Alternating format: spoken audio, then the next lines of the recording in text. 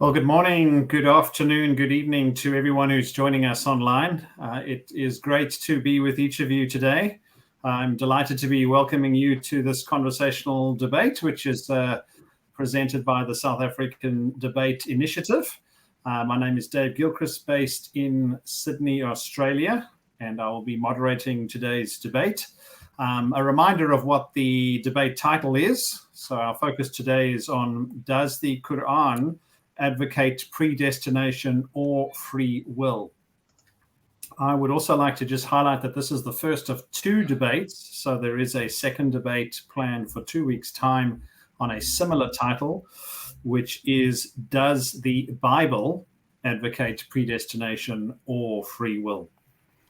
So let me start by introducing our speakers today, beginning on the Muslim side. So firstly, I'd like to welcome Dr. Shabir Ali, based in Toronto, Canada. Great to see you. Welcome, Shabir. Thank you. And then I'd like to welcome Yusuf Ismail from KwaZulu-Natal in South Africa. Good morning, Yusuf. Good morning and good afternoon and good evening, and pleasure to be on. Moving on to our Christian speakers today. So starting off with Rudolf Boshoff, who's based in KwaZulu-Natal, South Africa. Rudolf, good to see you. Good to see you, Dave. And then Reverend Samuel Green, based in Australia. Good afternoon, Samuel. Hello, Dave and everyone else. Great to be with you. Thank you to our four speakers for all the preparation that you've put in and for being prepared to discuss this important topic today. Let me start by just reviewing our structure for our time together. So we will have opening statements of 15 minutes each, first from Dr. Shabir, then from Rudolf. We will then move into opening statements of 12 minutes each from Yusuf and Samuel. We will then have a time of rebuttals, which will be 10 minutes each from Dr. Shabir and Rudolf, and then 7-minute rebuttals from Yusuf and Samuel. We will then have a cross-examination time, which will be 20 minutes, 10 minutes each side. So we'll start off with Shabir and Yusuf asking Rudolf and Samuel questions. And then, of course, we'll have Rudolf and Samuel spending 10 minutes asking Shabir and Yusuf questions. We'll then be closing off with the closing statements of 3 minutes each from Samuel and Yusuf, and 4 minutes each from Rudolf and Shabir. So without further ado, I'd like to be starting off the conversational debate with the opening statements, 15 minutes each. Dr. Shabir, you will be going first, so over to you. Yeah, thank you, Dave. Does the Quran advocate predestination or free will? I begin by praising our creator and fashioner who designed us to choose our paths to everlasting salvation or damnation, and blesses us with guidance and encouragement towards the right path. I ask him to bless all his prophets and messengers whom he commissioned to show us the right path. And I pray that he will use our present discussion to guide us all along that straight path. I'm thankful to Brother Yusuf for organizing this debate, to Reverend Samuel and Rudolf for agreeing to share this platform with me, and to Dave, you, for graciously moderating this dialogue. The question before us is, does the Quran advocate predestination or free will? My main thesis in this discussion is that we choose a path leading to hell. If we choose a path leading to hell, thus end up there, that choice could not have been a given prior to our births, or that would contradict the Quran. My interest is to absolve God of any suspicion that he deliberately created some people to be in hell and gave them the minds that will certainly choose a path leading there. To unpack these issues and to focus on the thesis, let me give the following definitions and clarifications. First, dynamic determinism. This refers to the idea that God predestined for us some aspects of our lives for which we will not be held responsible, and that he continues to determine some other aspects of our lives in response to our choices, our prayers, and other deeds. I'm not denying that the Quran teaches dynamic determinism, which I will call al-qada wal-qadr, using the Arabic terms. And even if the Quran does not specifically teach all of the details about such dynamic determinism, details which are more so found in Islamic theology and in hadith, it is not the main issue in our dialogue for me to deny all such details. Rather, I affirm at least the 4 main points of Islamic theology on this matter. That 1, Allah knows everything. 2, Allah wrote everything on Lawh al-Mahfuz, the protected tablet that is in heaven, 50,000 years before the creation. 3, nothing happens without the will of Allah. And 4, nothing exists without Allah creating it, not even the actions of his creatures. Sticking to our thesis then, I maintain that one of the things that will be dynamically determined is the result of our choice of the path leading to heaven or hell. Thus, I deny that according to the Quran, our final abode in hell could have been sealed prior to our births. Moreover, I affirm that some things were determined from eternity, some things from 50,000 years before creation, some things while we are in the wombs of our mothers, some things while each year, we can say, on the night of Qadr, the night of determination, each Monday and Thursday, a reason why Muslims prefer to fast on those days, and indeed every day. The Quran says that God is involved in matters every day. Surah 55, كُلَّ يَوْمٍ هُوَ فِي شَأْنٍ, says in the Arabic. There is a coming day of judgment, which the Quran calls Yawmul Fasl, the day of decision, on which God will finally seal our fates. Some people demonstrated such good character in this life that they were already given the good news of paradise. So they received an early favorable judgment. On the other hand, some people, due to their fierce denial of God's messengers, could have already been declared worthy of being punished in hell. Such persons could include Abu Lahab in Surah 111, the Pharaoh who opposed Moses, on whom be peace, and the disbelieving boy mentioned in Surah 18, Surah Al-Kahf. Such dynamic determinism contrasts with the static predestination, which I believe the Quran does not teach. So let me define static predestination. This is the belief that prior to our births, God already predestined our final abodes, and there is nothing we or anyone else could do to change our abodes. When I deny that the Quran teaches predestination, I'm specifically referring to such once and for all complete static predestination. I do not mean to deny that Allah predestines such things as our sustenance, our marriage partners, and our lifespans. Whether such things are statically predestined or dynamically determined does not affect my thesis. What would affect my thesis is if Abu Lahab, or the boy in Surah 18, or the Pharaoh was predestined prenatally to be in hell.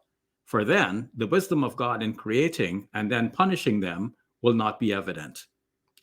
What about free will? Let me define free will.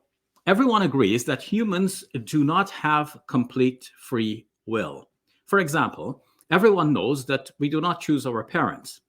As people of faith, we believe further that many things remain in God's control. For example, if someone intends to kill us, God can save us. So human free will is limited. But as Oliver Leaman explained in his book, The Quran and Encyclopedia, the Jabariya, the compulsionists in Muslim history, held that we have no free will at all. Responding to them, the Qadariya, the freedomists, went to the other extreme of asserting that humans have free will to the extent that of apparently denying that God creates the acts of people.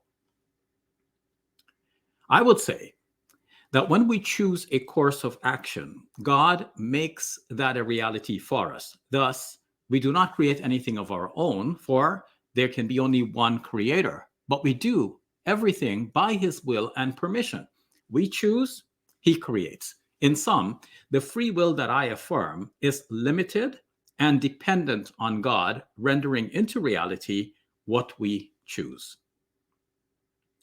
But it is important to distinguish between the free will that I affirm and that which some other Muslims might affirm.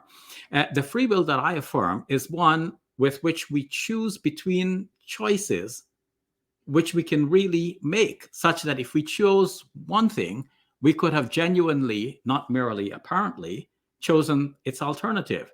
This is most important when we speak of the choice between paradise and hell. If we choose the path leading to hell, is the alternative only an apparent choice? Is our feeling that we could have chosen the alternative only an illusion? The free will that allows a choice between real alternatives is called libertarian free will.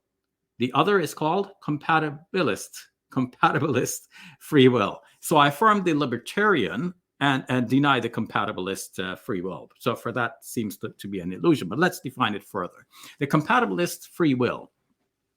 Compatibilists are those who affirm both static predestination and free will, but they redefine free will to mean the sense that we are free, while they may admit that our feeling is only illusory. Most thinkers, we should say, most thinkers are unconvinced that this is really free will. Unfortunately, however, some Muslims affirm free will of this sort, and it seems to follow from some hadiths and classical doctrines. Thus, we will find exponents of the faith waffling between the position of the compulsionists on the one hand and the freedomists on the other hand. When they want to affirm the sovereignty of Allah, they would speak as if everything is statically predestined, and there is nothing anyone can do to change anything. And when they want to encourage us to do good deeds, on the other hand, they would speak as if we are able to choose good and shun evil.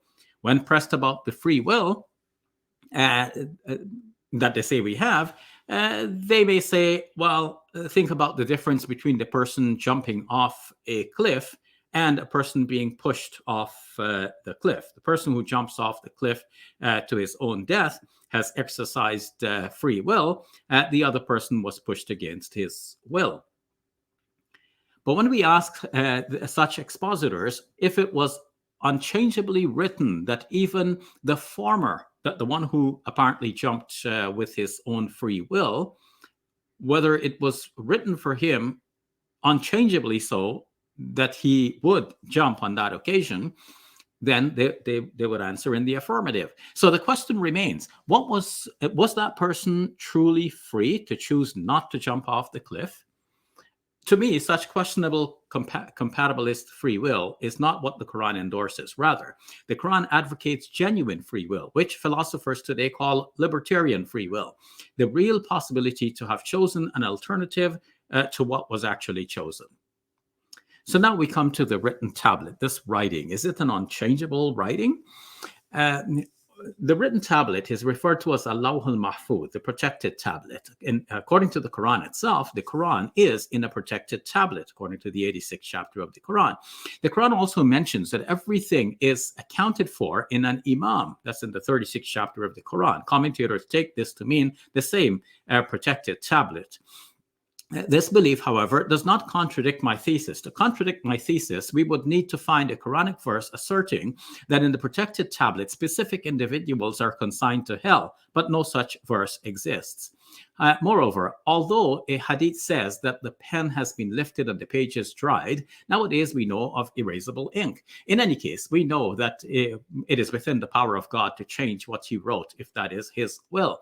In fact, Quran 13 verse 39 says that with God is the Kitab, the scripture source.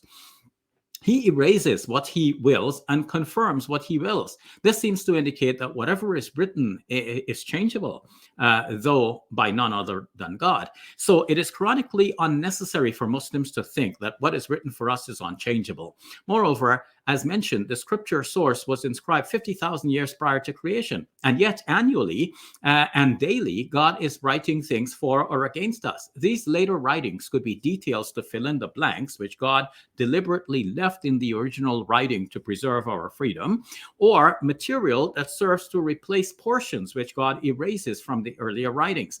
In either case, there is obviously lots of room for God to ensure our free will within fixed limits. Thus, Sheikh Ali al-Tantawi wrote in his book, General Introduction to Islam, subtitled The Faith, these words: both destiny and divine will belong to Allah alone. He may alter destiny out of his mercy in response to prayer and charity, like the engineer who may alter the plan of the building in response to some needs. Allah alone determines the destiny, and he alone alters it in response to prayers. That's on pages 112 to 113. To sum up, we have seen the difference between dynamic determinism, which I affirm, and static predestination, which I deny. We've also seen the difference between true, though limited, free will, which I affirm, and illusory free will, which some Muslims affirm. I now proceed to look at the difference between dynamic. Let me look at several key elements in the Quran which presuppose free will. And these themes occur in the Quran again and again, so we hardly need to cite verses for them. They include the following. 1, the stories of the prophets and past nations show God punishing people for their bad choices. That's 2/3 of the Quran right there.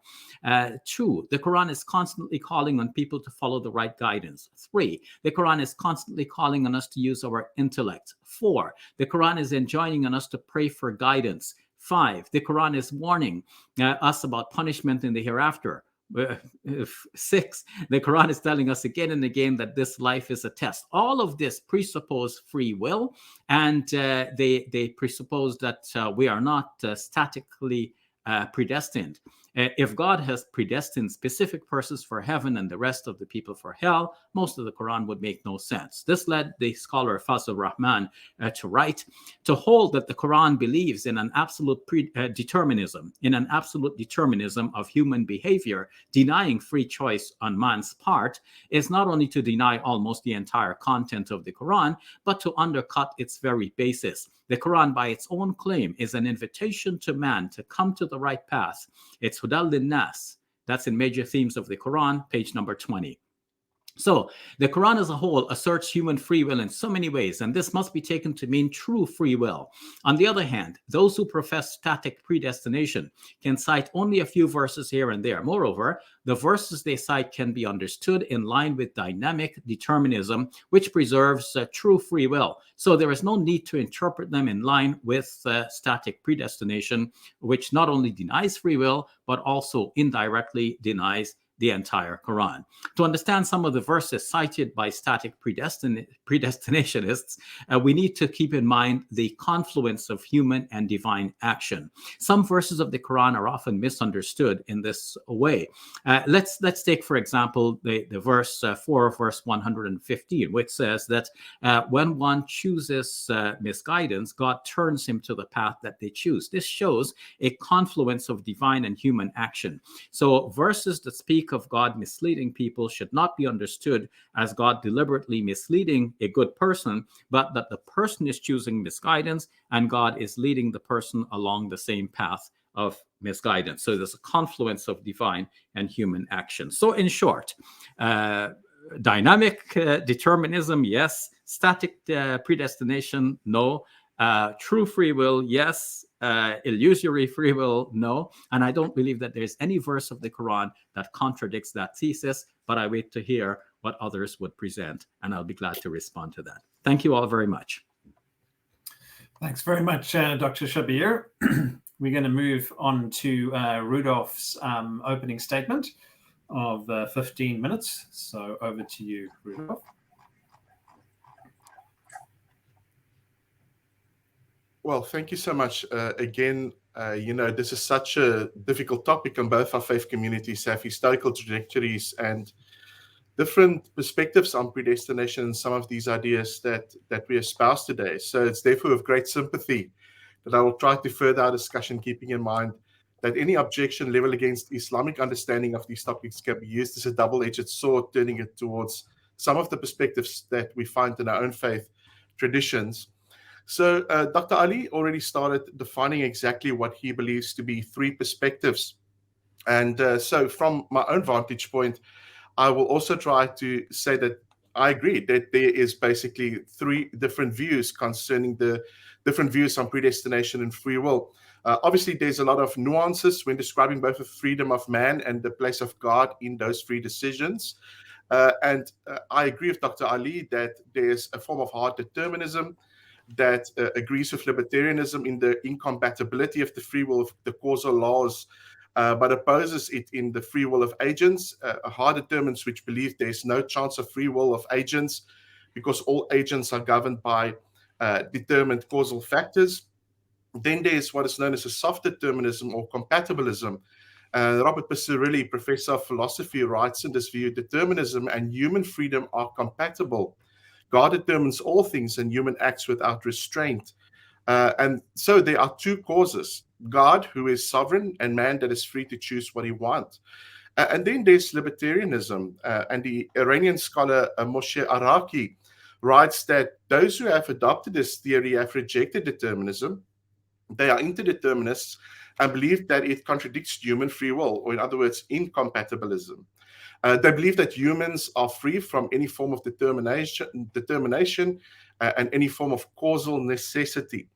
Now, for the sake of this discussion, I think it will be pretty bland if we just take one line of thought. So what I thought to do is to speak of the vantage point that is saying that the form of compatibilism that we look at, especially when we read the topic of the Quran, seems arbitrary. Now, again, there's a scholar that has written a very good book on the descriptive view of compatibilism, which is assumed in the Quran by the name of Maria de Silis, which I would tell the audience to go read. It's a very good book. It's a very solid base that fends for a basic understanding that the Quran both teaches the omnipotence of God and human free will. But she also notes that there is an apparent unsolvable conflict when we look at the free volition and the divine predetermination of Allah and also of the decrees that we find within the Quran.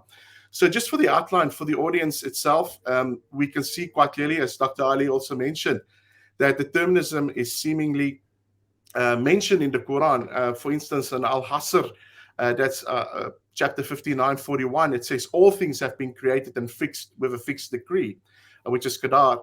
And Al-Imran, that's chapter 3:131, it says no one can die except by the permission according to the book that's with their fixed the term of life. And Al-Allah 87:2-3, it says that the Lord has created and balancing all things and has fixed their destinies and guided them. Al-Araf 7:17 says God slew them and those who shafts were gods, not thine, meaning that there's some form of determinism. In chapter 9, Al-Tab 51, it says, by no means can aught befall us, but what God has destined for us. In Arad, that's chapter 13:30, it says, all sovereignty is in the hands of God. And then in chapter 2, which is Al-Baqarah 26, it says, God misleadeth whom he will, and he guideth whom he will. And then in Al-Kahf, that's chapter 18, verse 101, it says, the infidels whose eyes were veiled from my warning and had no power to hear. So there is some form of what I would call absolute determinism when we look at the Quran. But then also there are certain passages that speak of some free will. And I want to look at those quickly because I think in its context, I don't think we can really fend for a free will theism. I think we can rather fend for maybe a compatibilist and even a soft determinist perspective. So in Surah Al-Fusilat, that's chapter 41 verse 40, it says, do whatever you will. Indeed, he is seeing of you what you do. Afif Al-Tabara notices in his book, The Spirit of Islam, Doctrines and Teaching, that Islam confirms freedom of choice and acquisition for people, but people's will and choice are confined by what God wills for them. So even the apparent freedom man is ascribed with seems predetermined. And Al-Qasas, that's chapter 28, verse 68, says plainly, your Lord creates and chooses what he wills, and they have no choice. Glorified is Allah and exalted he is far above what they associate with him. It's interesting that the study Quran notices that a legitimate interpretation of the verse could reveal that in all matters, it is Allah, not the creature, who decides the final outcome. So the Quran speaks of an assumed freedom, but not an actual freedom. And again, another passage that is used to speak of free will is Surah Al-Baqarah, chapter 2, verse 256, where it says there's no compulsion in faith. So whoever rejects false gods and believes in God has grasped the firmness and handhold one that will never break. But ayah 257, just after that, says, Allah is the guardian of the believers. He brings them down into darkness or into light. So there's a compulsion as every individual goes into the direction that Allah has prescribed, according to Al-Baqarah 2, ayah 26. And there should be no compulsion because man is simply guided, not by faith, but by Allah's decree. And this is what Dr. Mustafa Khattab says. He says this verse was revealed when some new Muslims tried to force their Jewish and Christian children to convert to Islam after the Prophet's immigration to Medina. The verse prohibits forced conversion. So the context, I think, would be more appropriate and would make more sense if we find that it would not be wise to try to convert those that are already predestined for other faiths, as they will not change because Allah has already fixed their fate. So as Afif Al-Tabara plainly says, guidance and delusion are in the hands of God. And again, this concept is used by some as a pretext that in Islam, man is predestined. So in Surah Al-Kahf, that's chapter 18, verse 29, it's another verse that is used to show that man has absolute freedom. And it says, the truth is from your Lord. Now, whoever so wills may believe, and whoever so wills may deny. But it seems in ayah 26, in the third part, according to Gabriel Sayed Reynolds, that he says plainly that men have no guardian beside him and none shares with him in his judgment. Again, the best contextual explanation for verse 29 would be that man has only the inclination which is afforded him, even though it might appear that he has a choice. The study Quran picks up on this by saying the implication of this statement is that the Prophet's duty is to declare the truth. He's not responsible for determining who will accept the truth and who rejects it. This matter lies ultimately with God. And from a human point of view, with the individual who must choose whether to follow the truth or turn away from it. There's therefore, again, a perceived freedom. But I would say that there's not a libertarian freedom so that man can choose otherwise. A good question would be, does man have the freedom to guide himself? One, according to the Quran. And can he choose otherwise to show he's actually free and not under any form of compulsion? Well, in Surah Yunus, chapter 10, verse 99, there's another verse that speaks of the human free will. It says, had your Lord will, all those on earth would have believed altogether, would you then compel people so they can become believers? But in the verse just after this, in ayat 100, it says, it is not possible for anyone that believes except with the will of Allah. And he makes filth settle on those who do not understand. And Sayyid Nasr Hussain writes, despite the fact that people have been given the choice to believe or not, or to believe in God, the blessings of belief itself is contingent on God allowing his servants to know him. As the early Sufi figure Dhul Nun al-Masri said, it is reported to have been said, I came to know my Lord through my Lord. Had it not been for my Lord, I would not have known my Lord. The defilement that God lays upon those who understand not is either his wrath or his punishment. So there seem again to be some form of apparent inability to believe, which implies a lack of freedom of choice when obligated to come to faith in Allah. The determining factor here is what Allah prescribed to man, eternal damnation or sound belief. So in Surah Yunus, that is again the same chapter, in chapter 10, verse 7 to 9, it says, they are the ones who abode is the fire, because what they used to earn for themselves. So Allah determines what the individual entity shall live in his goodness or in his wickedness. And in Surah Al-Shams, that's chapter 91, verse 7 to 8, it says, by the soul of him who balanced it and breathed into it wickedness and its piety.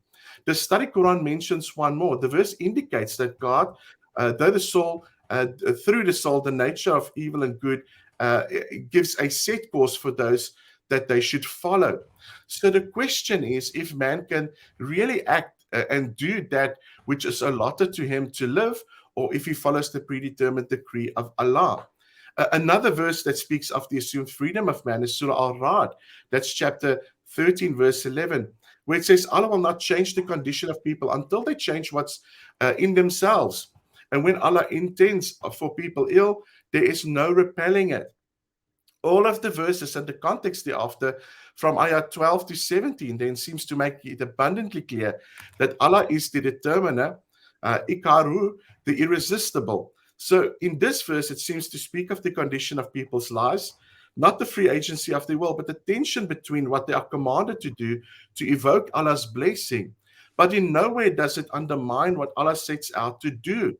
And Sayyid Nasr Hussain writes, God alters not what is in people, namely their blessing related to this life, such as sound, health, or wealth, until they alter what is in themselves. That is, until they misuse the blessing of the blessing to disobey God. God will not alter the positive or negative circumstances of people until they themselves bring about change in their action or in their lives. The question again is, how can they do otherwise to what has been predetermined for them to be? And again, another verse which speaks of the apparent free will of man is Surah Al-Anfal. That's in verse 53. It says, all this is because Allah is not the one who may change a favor He has conferred on people, unless they change their own condition, and that Allah is hearing and all-knowing. Now, it's interesting that the verse speaks of men that turn their back on their deen and become apostates and fall away from their faith.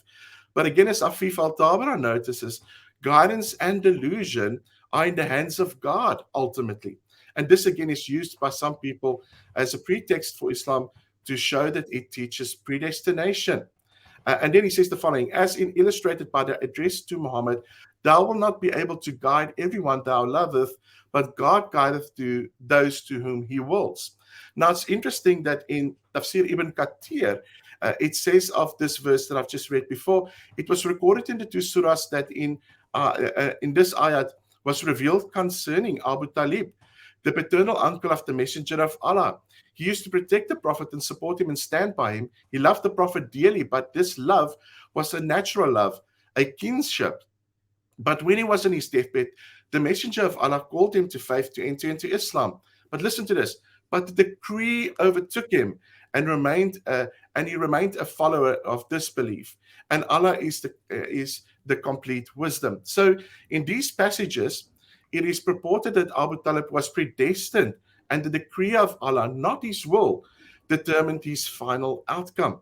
So a summative thought then is that an assumed compatibilist position is put forward by interlocutors. We've heard that Shabir speaks of the free agency of man's will.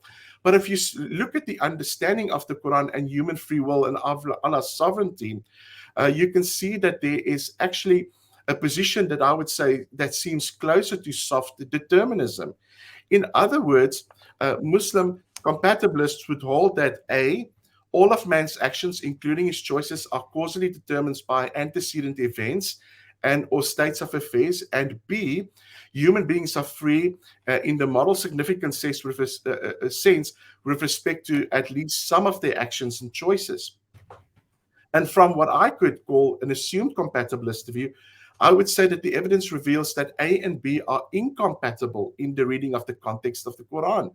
So C, the context of free will passages in the Quran shows that it is impossible for both A and B in the Islamic system to be accurate in the same time, in the same sense. So why do I call this a assumed compatibilist view? Well, in Islam, faith is divine decree. Faith in divine decree has some interesting dimensions, but ultimately the very notion of compatibilist freedom seems arbitrary in reflecting on the mentioned passages on determinism in the Quran. Man seems to have freedom to choose precisely what God has decreed, and from such a position, when reflecting on the Quran, it's seemingly impossible to escape. To say some freedom or some orchestrated power is unbefitting to Allah's ultimacy and grants man freedom to such charity seems arbitrary. To say that Allah predetermines all but man is free is a misnomer, and it seems like a contradiction. Predetermination and freedom are the opposites of different poles, and yet it seems in this tension that is exactly what the Quran presents. And I'll stop there because I think my time is out. Thanks very much, Rudolph. And we're going to move into the opening statements of 12 minutes each now, starting with Yusuf and then Samuel. So, Yusuf, I'm going to hand over to you for your 12-minute opening statement. Thank you very much, and thank you for this engagement and engaging session, and thank you to Shabir and Rudolph and Samuel and yourself. So let's start off with this. Basically, does the Quran advocate predestination or free will? Well, at the outset, Islam, I would argue, upholds a principle of ikhtiyar, that is free will, as opposed to what I would call predestinarianism.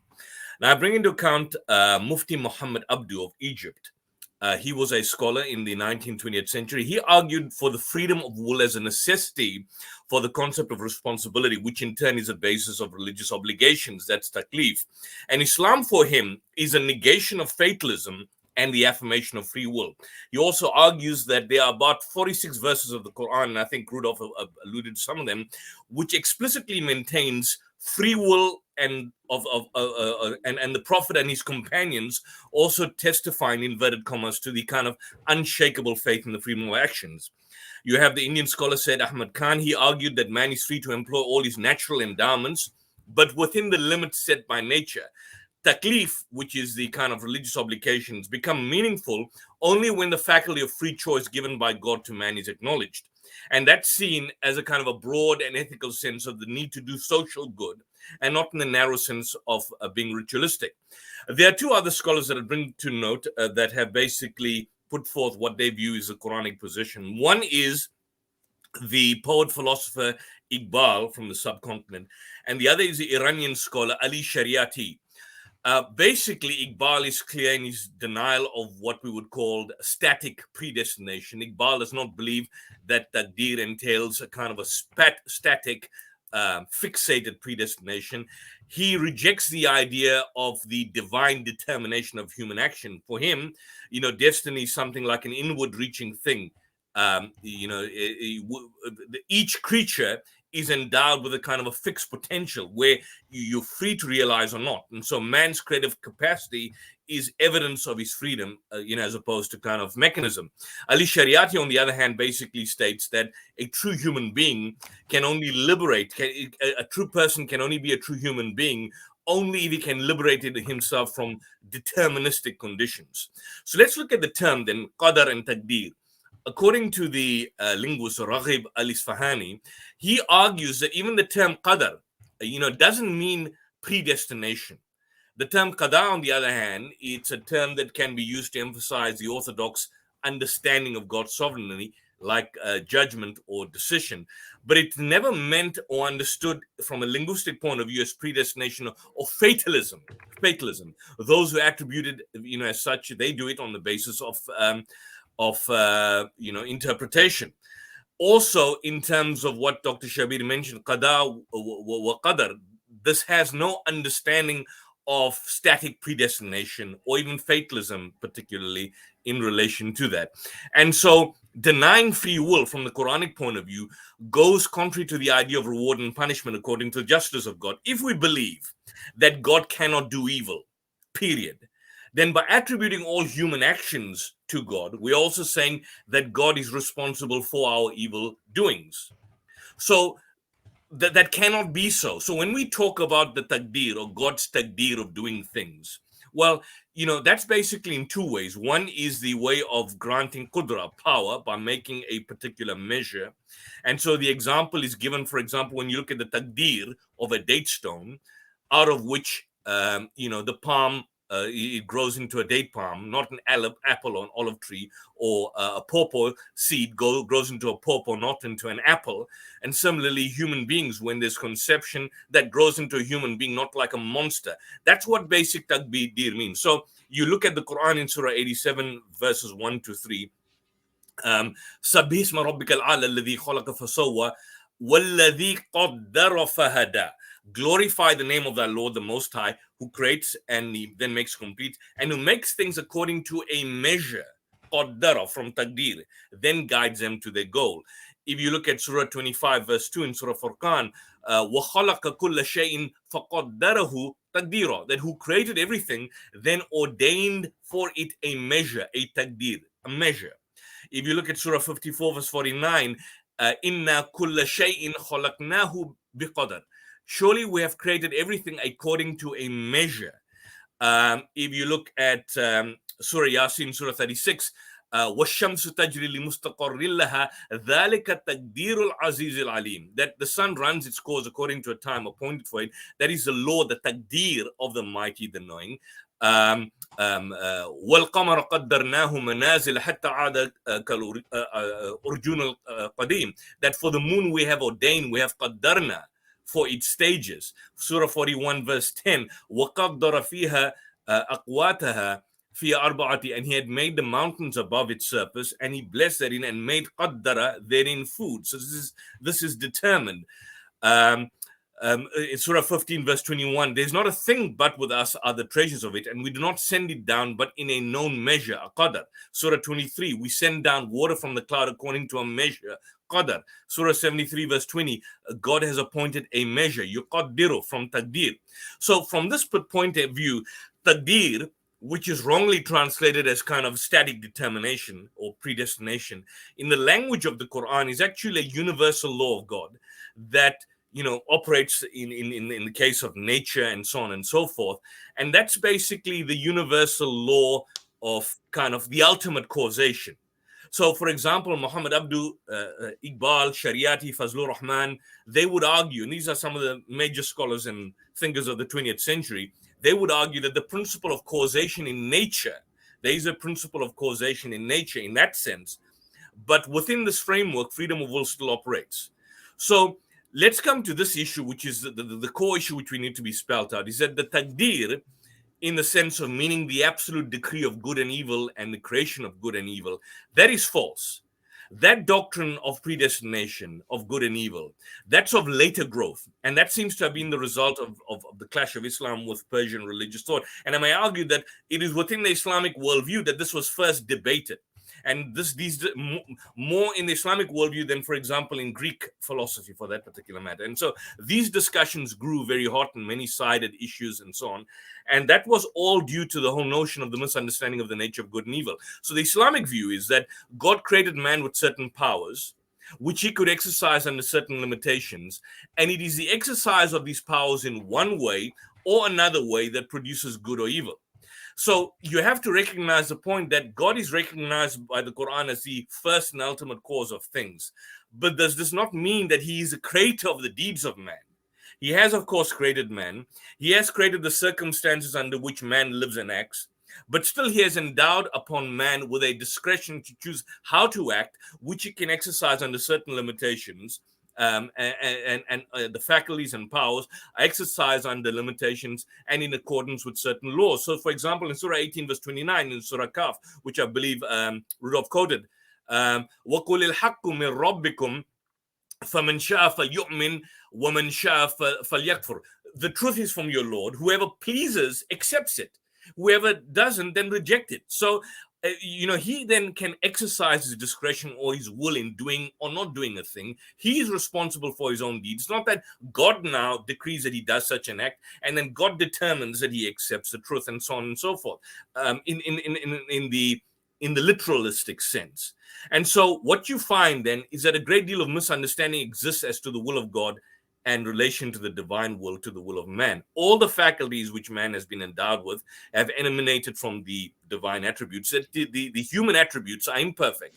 They can be exercised only under certain limitations and to a certain extent. So God is all seeing and all hearing. Man also sees and hears. But these attributes in him, they bear no comparison to the divine attributes. Man's knowledge of things, his exercise of power over things, and his exercise of his will in relation to these things stand on a par. And all these are subject to limitations and laws.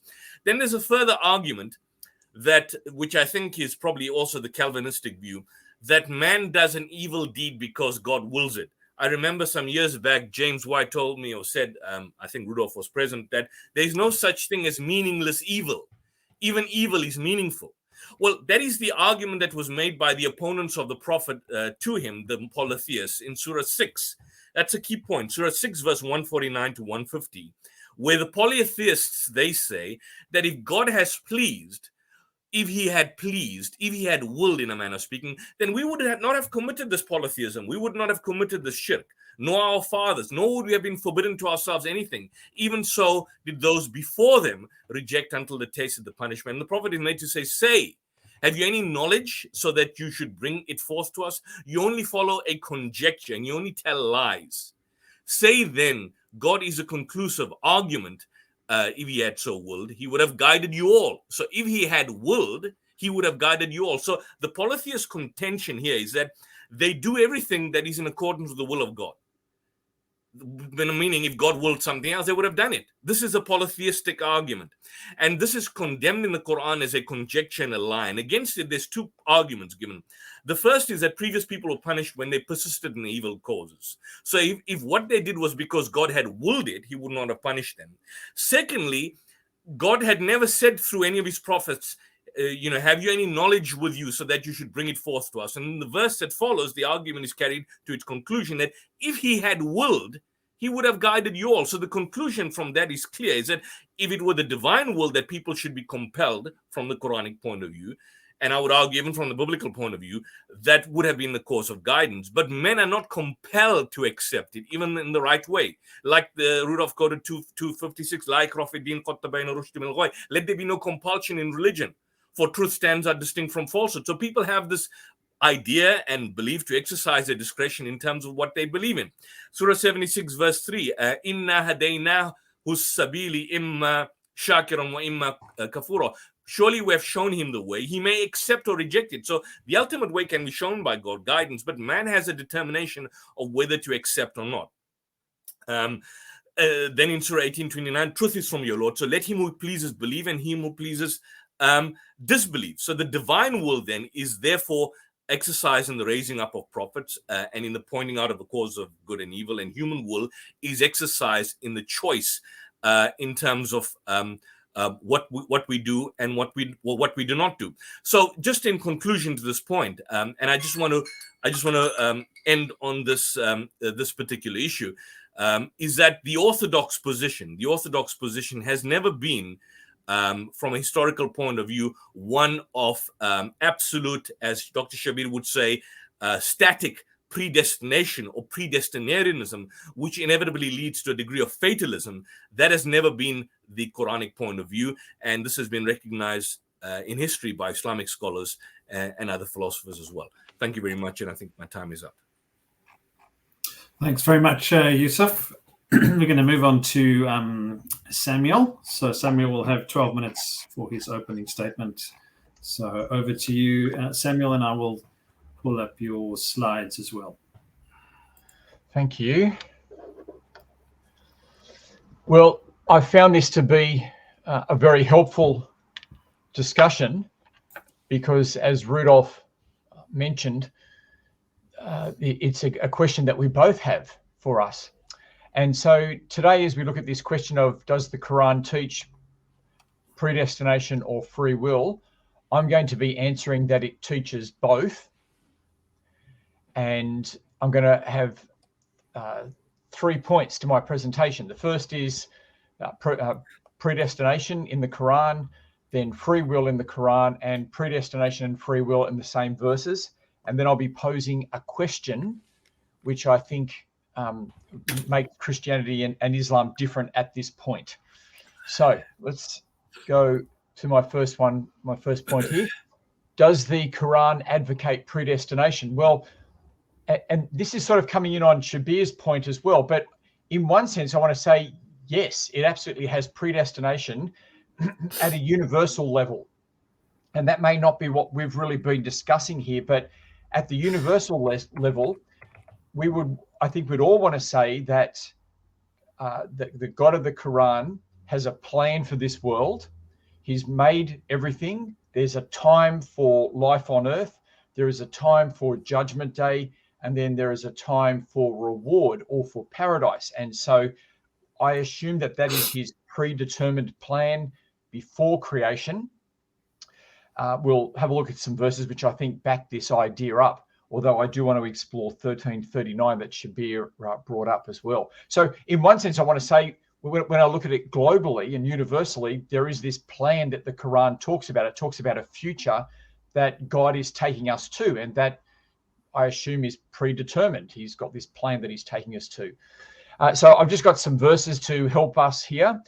No misfortune can happen on earth or in your souls, but is recorded in a decree before we bring it into existence. And so I'd like to explore that verse possibly later on, but that seems to me to be saying that things have been recorded in a decree before we bring it into existence. And so there seems to be some sense of predestination of at least some events happening there. Well, it actually says no misfortune or anyway, you get the idea there. And I will give them time. Indeed, my plan is firm. And so here we have Allah saying that he's made a plan, and that plan obviously is about the future. So there's a predestining fact there. Did he not make their plan? Did he not make their plan into misguidance? So when people are opposed to God's plan, his plan still prevails. His plan still prevails. So I'm sort of looking at this idea of plan here to think about predestination. But then, of course, a lot of what's been discussed so far has got to do not with God's plan for the universe, but the individual. And so we see here Allah chooses for himself whom he wills and guides to himself whoever turns back to him.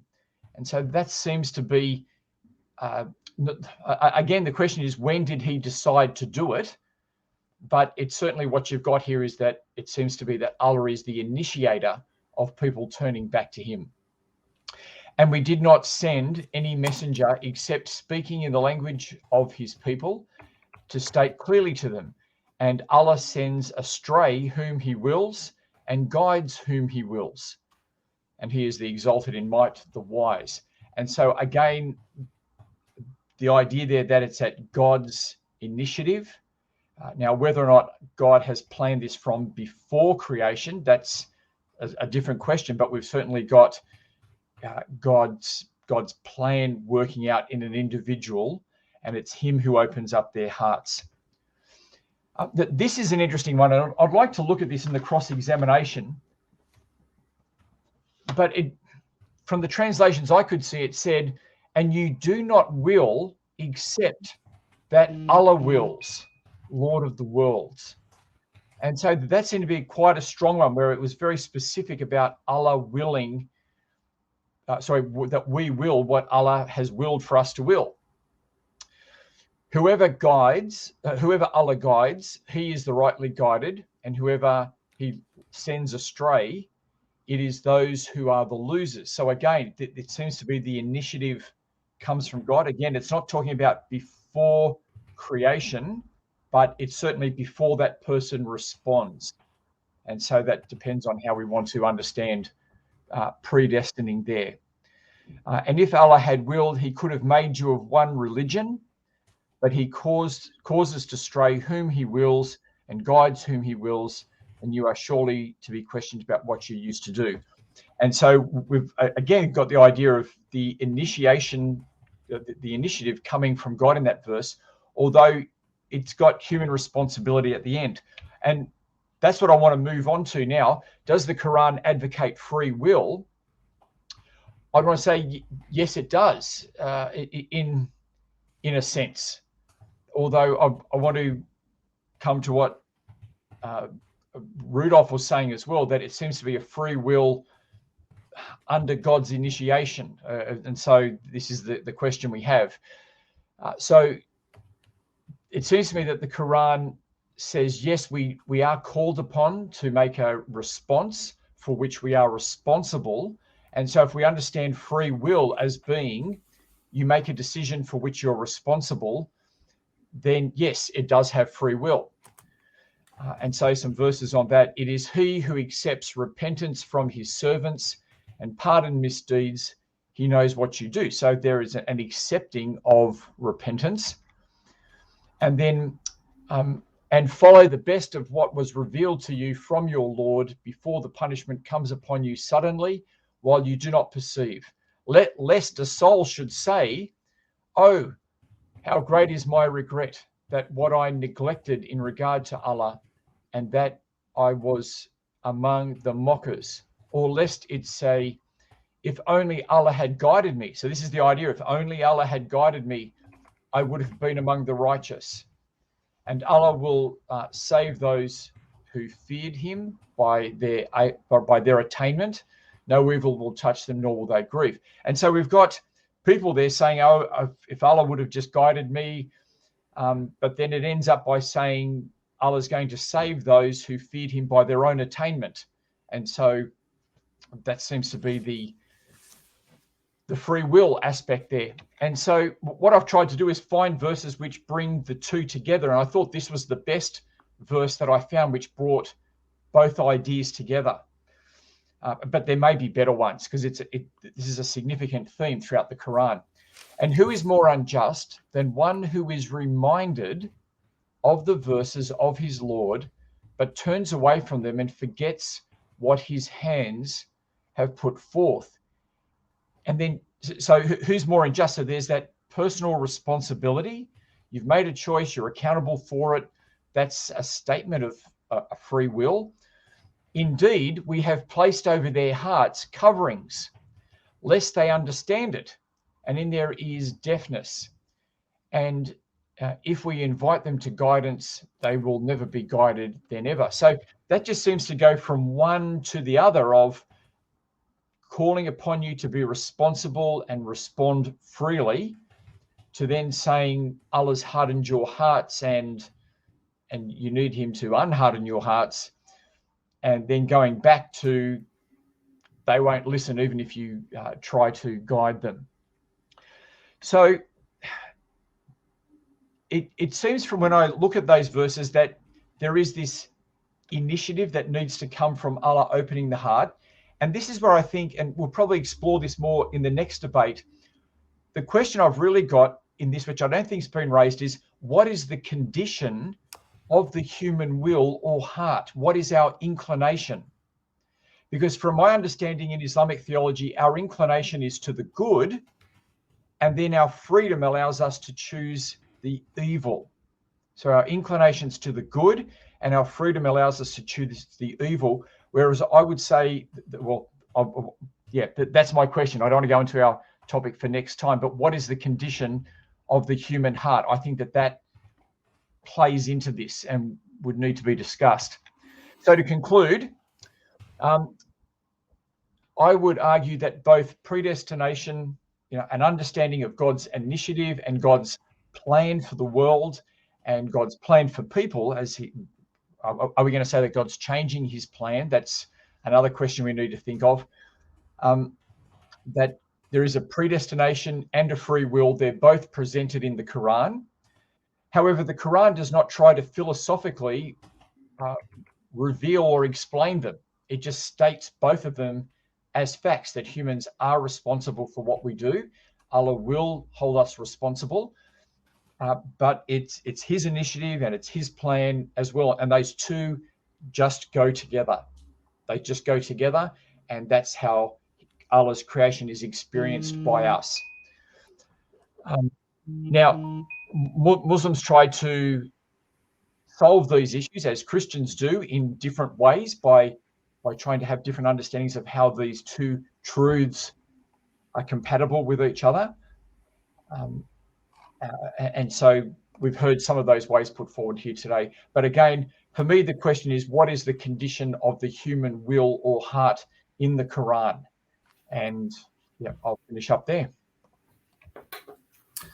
Thanks very much, Samuel. We're going to move into the rebuttals now. So we're going to start with Shabir and then Rudolph, who will both have 10 minutes each. So, Dr. Shabir, I'll hand over to you for your 10-minute rebuttal. Sure. Thank you very much, gentlemen. It was so delightful to hear you all, Rudolph and Yusuf and Samuel. So let me start by saying that Yusuf and I obviously are on the same page with this. We deny static predestination, and we affirm dynamic determinism. And as I've explained, dynamic determinism means that God could have determined some things before creation, way before creation, from all eternity. God could have determined some things 50,000 years before creation, wrote them down. God continues to determine things every night of Qadr annually. God determines things on Mondays and Thursdays, even daily, according to the 55th chapter of the Quran. So now, I think that Samuel got the point. And in Samuel's presentation, when he presented the verses which he was already prepared ahead of time to present, and it was an excellent presentation, Samuel, I find that often you pause to affirm that, yes, we don't know when God decided these things. So that's a very crucial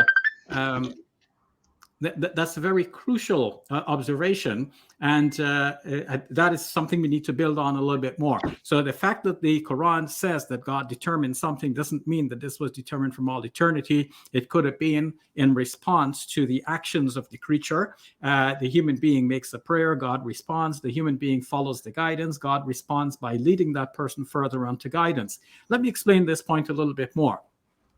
There is a confluence of the human action and the divine action, like two sides of a coin. We spin a coin, you can say the head of the queen is spinning, or in the case of a Canadian coin, a ship on the other side is spinning. The both are occurring at the same time. You can look at it from one perspective and say the queen's head. You look at the other perspective, the boat. Now, if a human being is choosing guidance, you can say the human being is guiding himself, or you can say that God is guiding him. This is two sides of the same coin. If a human being is getting cured from illness, we can say the human being cured him or herself, or we can say that God cured that human being, or we could say the medicine cured the human being. So we are really looking at it from the side of creation, the medicine, the human being, the diet, the exercise, the right doctor, and so on. Or we can look at it from the divine side and say, in a simple statement, God cured the person. The same thing happens for guidance and even for misguidance. The fourth chapter of the Quran, verse 115, as I pointed out, says, "Ma yushaqiq ar-rasula min ba'di ma tabayyana lahu al-huda wa yattabi' ghayra sabil al-mu'minin." As for those who dissociated themselves from the messenger and they follow the path other than the path of the believers, now what is God's response? "Nuwallihi ma tawalla." We turn him to where he has turned. So this person is turning to misguidance, and God is also turning him to misguidance. The two sides of the same coin. Now, sometimes the Quran switches back and forth between the two perspectives, and we have to keep our eye on the 8 ball. So we have to think of the divine action and the human action as being in two columns with phases of action. So, for example, the Quran tells us, وَالَّذِينَ اهْتَدَوْا زَادَهُمْ هُدًى. Whoever chooses guidance, God increases his guidance. Now, we have to think of the human column. Phase 1, he chooses guidance. Phase 2, he chooses more guidance. So his guidance increases. Okay, look at it from the divine column. The divine column, while the human being is choosing guidance, God is guiding him. Phase 2, while the human being is choosing more guidance, God is increasing his guidance. What happens in the Quran often is that the column switches from the human column to the divine column. So phase 1, the human column, he chooses guidance. Phase 2 is over to the divine column where God increases his guidance. So be sure that at any time when one of the columns is mentioned, the other column is implied. So the human is choosing guidance, God is guiding him. The human is increasing his guidance, God is increasing his guidance. But the Quran mentions one phase from one column and the second phase from the second column or from the other column, and we have to keep the whole thing in perspective. Otherwise, we might misinterpret the Quran. And I see that a lot of what my friend Rudolph you have put forward are based on not your misinterpretations necessarily, but you have followed some Muslim scholars. And I confessed already in my opening presentation that some Muslims have followed a predestinarian view. They have taken static predestination as the view, and as Yusuf pointed out, this was adopted from other communities, and it's not there in the Quran. But because they have interpreted that and they have come up with hadiths that justify that and all of that. So you will find that in Islamic theology, you'll find that in hadith, and you'll find it in the writings of many Muslim scholars. So you have cited some Muslim scholars. You have cited Afif Tabbara again and again. You've cited the study Quran and the commentary in particular. So there's one thing to look at the verse of the Quran. It's another thing to look at the commentary, which comes out of a milieu in which people already take predestination as the basis. And that predestination is stark. It is a static predestination that mentions to the extent that whatever hit you could not have passed you, whatever passed you could not have hit you. A person will be doing good deeds until they get so close to paradise, and then the writing overtakes them, and then they go into hellfire, because that's what was written for them. That they do the deeds, of course, before they get there. So on that view, it is not that God created this world to test people.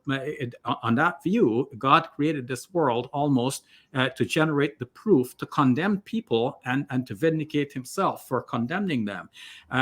So it's the reverse. Notice that what I presented in my opening presentation, I said there are all of these issues which occur again and again in the Quran that show that freedom and human free will in a libertarian sense is the presupposition. Without that, none of this makes sense. And the fact that God is testing us, the fact that God is calling us towards guidance, calling us towards repentance, asking us to use our intellect to follow the right path, turn away from the wrong path, and so on, blaming people, condemning them, punishing past societies in all of the stories of the prophets, and promising punishment in the life hereafter for those who turn away from his guidance. All of this presuppose a libertarian free will. Now, remember, you quoted Ibn Kathir as saying that what a particular verse was talking about, the verse that says you cannot guide whom you will. وَلَكِنَّ اللَّهَ يَهْدِي مَن يَشَاءُ. God guides whom he wills. That Ibn Kathir says this was about Abu Talib, and the problem was that Abu Talib was fated for hellfire, and so that writing overtook him, and the poor man had to go into the hellfire because that's what was written for him. So that's Ibn Kathir, but that's not the Quran. Yes, he is a commentary on the Quran, and a very important one in our history, but it doesn't mean that what he said is actually the Quran. And you have an interesting approach in looking at the context of the verses. I welcome that.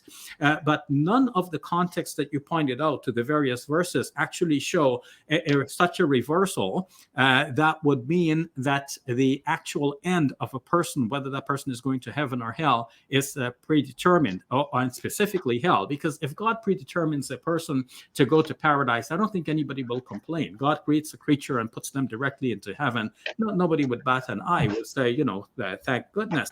But God creates a person specifically to put that person in hell, and then creates this life to put that person in this life so that that person will do the deeds which will make it obvious to everyone that that person deserves to go to hell. And then to give us a theology in his book that tells us, well, you know what, that was already predetermined for the person in the first place.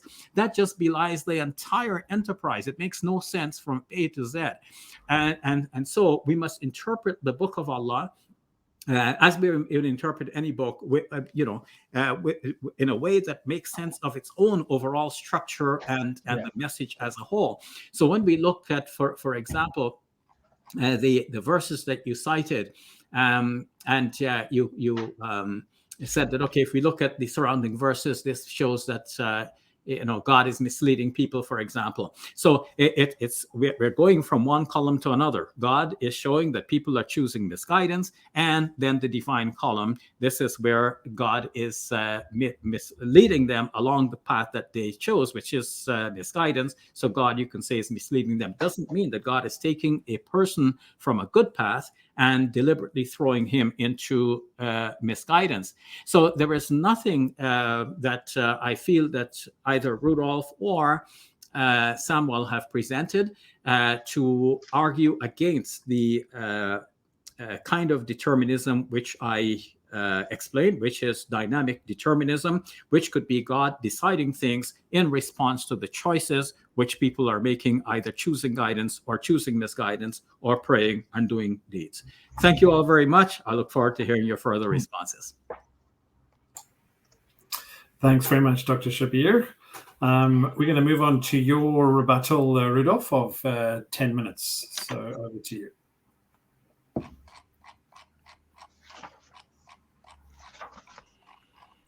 Thanks, Dave. You'll let me know when my 10 minutes is up. Sure. Thank you so much, guys. Again, it seems to me that there is both the insistence of what we would call a predetermination of the will of Allah and both the assumption of free will. What I try to show in my presentation is that all forms of freedom that is resolvedly mentioned within the Quran is still constrained by Allah's will. So, in other words, when we look at some of the passages which I quoted that is perceived to be speaking of the perceived free will of man, I've showed quite clearly that in these assumed passages that there is definitely a decree of Allah which man cannot conquer. Let's quickly just also turn to some of the hadith that Shabir mentioned. And maybe this will tell us why some Muslims land on the fact that some of the hadith speaks emphatically of man's predetermined fate. Now, let me read to you from Sahih Muslim book 033, number 6406, that it says the following. It says, Abu al-Aswad reported that Imran bin Hussein asked him, what is your view what people do in the world and strive for? Is it something decreed for them or preordained for them? What their fate in the year after will be determined by the fact that their prophet brought them the teaching with which they did not act upon? And I said, of course. And listen to this.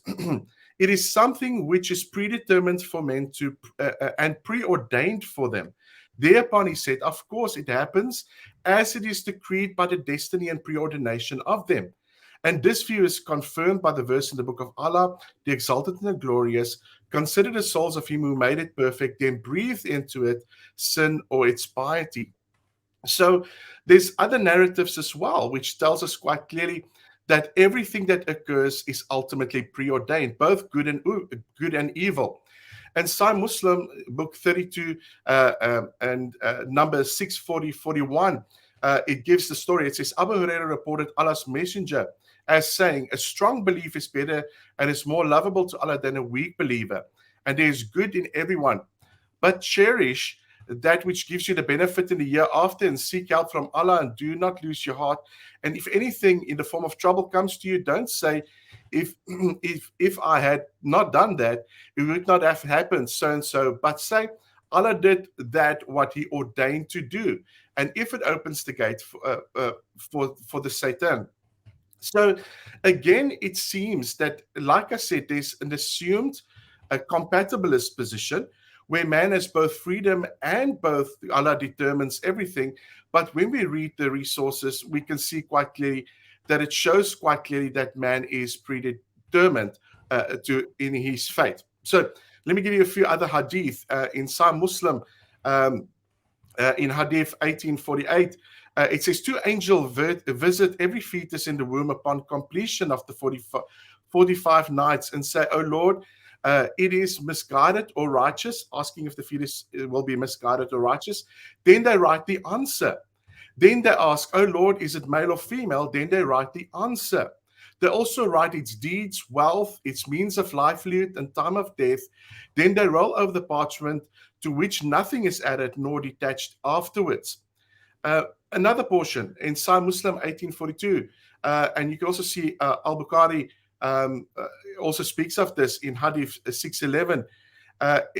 In discussion that occurred between Adam and Moses, we can see quite clearly that Adam asks Moses, why did you make us fall? And listen to what Moses replied. He says, 40 years. Then Adam asked, did you find it in the verse? And Adam disobeyed his Lord, so he was led astray. So Moses replied, yes. Adam then told Moses, you blame me for an act I did which God had prescribed for me to do 40 years before he created me. And the Prophet Muhammad said, Adam reasoned with Moses as such, and he was this 3 times. So another portion that we need to understand and that we need to contend with, and that I've showed in the verses that I interpret when it looks at the free will within the Quran, all makes it abundantly clear that Allah is the predeterminer. Allah is the one that lays out the course of all men. And we can see that the hadith goes very similarly in the same direction. There's the perception of a form of free will. We do not deny that. But I would say that in this free will, man is not really and ultimately free to choose as he freely wants to. but he is acting with a form of constraint because of what Allah has laid out. So if you have a holistic view and a holistic understanding, you can see quite clearly that that is what both the Quran and the traditions of the Prophet is teaching. Again, it is quite amazing, because I'm thinking of the 6th article on the Muslim faith and Muslim, I think Yusuf spoke of taqdeer, where it speaks of the absolute decree of good and evil. And this is an article of faith, an orthodox belief that whatever comes to pass in this world, both good or bad, proceeds entirely from the divine will, which is irrevocably, and Shabir mentioned this, fixed and recorded on the preserved tablet that is obviously Al-Mahfuz in heaven, which tells us that everything has been nailed down, everything has been decreed. And yes, there is the assumption of free will, but again, like I said, we can see quite clearly that things have been fixed. So maybe a good question to ask is, does Allah decree both good and evil? Well, according to the 6th article, and both what we see perceivedly mentioned in the Quran and the traditions of the Prophet, we can see that Allah is the one that affirms both the actions of good and evil and makes them come to pass. If a man acts freely without compulsion, as Shabir says, we need to ask the question, does Allah know such a free act? Is man really acting without constraint? Can man really do free actions? And is it really free, or is it predetermined or written down on the tablet in heaven? Free will for me would mean that there would be a possibility for man to act otherwise. But when we look at the Hadith and when we look at the Quran, it makes it clear that it is not so, because it's already established. And every agent acts according to that which was laid out for him, as we've seen in the Hadith. So if we even contend for a compatibilist assumption, we need to ask the questions that is laid out both in the tradition and also in the Quran. And I think when I read both the Hadith, when I read on predestination, and when I read what I find within specifically the Quran, we can say that there's an assumed free will. But even with the free will of man, God's absolute will and sovereignty and all forms of life actually prevails. So with that, let me just also say that if we look at the understanding of what accounts for God's glory ultimately in the conception of the Muslim mind, there is a difficulty, and I've said it from the beginning, it's a double-edged sword. We've got this in Christian theology as well, as to what God decrees and what man is really free to do. We've heard it mentioned that Yusuf speaks of evil, and James, who is a friend of mine, James White, speaks both of evil being necessary or even with a purpose. In these questions, yes, we need to ask the same then of the author of the Quran. When we look at the author of Quran, what about evil? Does God really fate, according to the 6th element of the faith in Islam, according to Taqdeer, that evil has to come to pass? Is it something he decrees? Is it something that speaks of a legitimate morality and human responsibility? Is it really something that we need to reflect on when it speaks of divine justice and the human suffering of man? Or can we still speak of the ascendancy of God? Can we still speak of that which God have decreed? And can we, speak of these things in a similar fashion that makes sense of it? I would say that when I read the Quran, in a casual reading of the Quran, and Shabir mentioned it as well, some Muslims do, but some Muslims also believe in the free agency of man. I've read through some other scholars that definitely afford that to Islam. But when I look at the Quran and when I look at the Hadith, I would say that there's an assumed free will of man, but the absolute predestination even of his will. And I'll leave it at that. Thanks very much, Rudolph. We're going to move into the rebuttals of 7 minutes each of Yusuf and Samuel. So, Yusuf, I'm going to hand over to you for your 7 minutes. Let me just put my time on and we can start. Okay, thank you for that, Rudolph, and thank you, Samuel, and thank you, Dr. Shabir. The point I wanted to basically establish at the outset is that the divine will, in a general sense, if you're talking about as Dr. Shabir pointed out, dynamic predestination, is exercised in the raising up of prophets in the broader sense and in the pointing out of the causes of good and evil in a broader sense. And the human will then is exercised in the choice of one cause or the other. But that human will, that action of doing good and doing evil, that is primarily ours. That's not for God to do. And that does not in any way negate the ultimate sovereignty of God. But the point is that God does not have a role in creating the good and evil deeds. The other argument is that taqdeer is, which Rudolph has translated as some kind of static form of predestination and good and evil. That's not actually the meaning of qadr. It's something like a measure. And I gave you the example in all those verses that we gave, what taqdeer basically implies. If something is an apple or a seed of an apple, it grows into an apple. It won't grow into a pear or a banana or some other kind of vegetable for that particular matter. A sperm drop of a man and conception basically results in the creation of a human being. It doesn't result in a dog. For that particular matter. So if you're talking about taqdeer in that sense, is a kind of a measure, it's the ultimate cause of that aspect. I have no problem with that. But the problem which you arise is, which I think from the Christian point of view, and maybe some Muslims, is the idea that God somehow or the other has a role in doing evil. Now, our point is this, which needs to be addressed, is that God cannot do evil, period. That's the end of the story. And by attributing all human actions to God, which I think the Calvinistic view also adopts, is that we are saying that God is responsible for our evil deeds. So, for example, in Surah 81, verse 27 to 29, it's clear. This is nothing but a reminder for the nations, for him amongst you pleases to go to the straight path. And you do not please except that Allah pleases the Lord of the world. Ultimately, God is the dynamic determiner, but man has a particular role. Now, Rudolph pointed out Surah 2, verse 257, where the kind of verse prohibits forced conversion. And then he kind of gives the idea that at the end of the day, God has some particular kind of role in 258. 256 leading up to 257. But if you look at 257, what it says is that Allah is a protector of those who actively believe. So he's a protector of those who actively believe, those who engage in iman, those who believe. So there's an active role there. And those who reject faith, that's what kufr means, their patrons are the evil one. Surah 13, verse 39, which you quoted, Allah effaces what he pleases and establishes, in a manner of speaking, what he pleases. That's basically in reference to the idea that God was to efface falsehood in the ultimate sense, and that now the truth is established with the revelation of the Quran.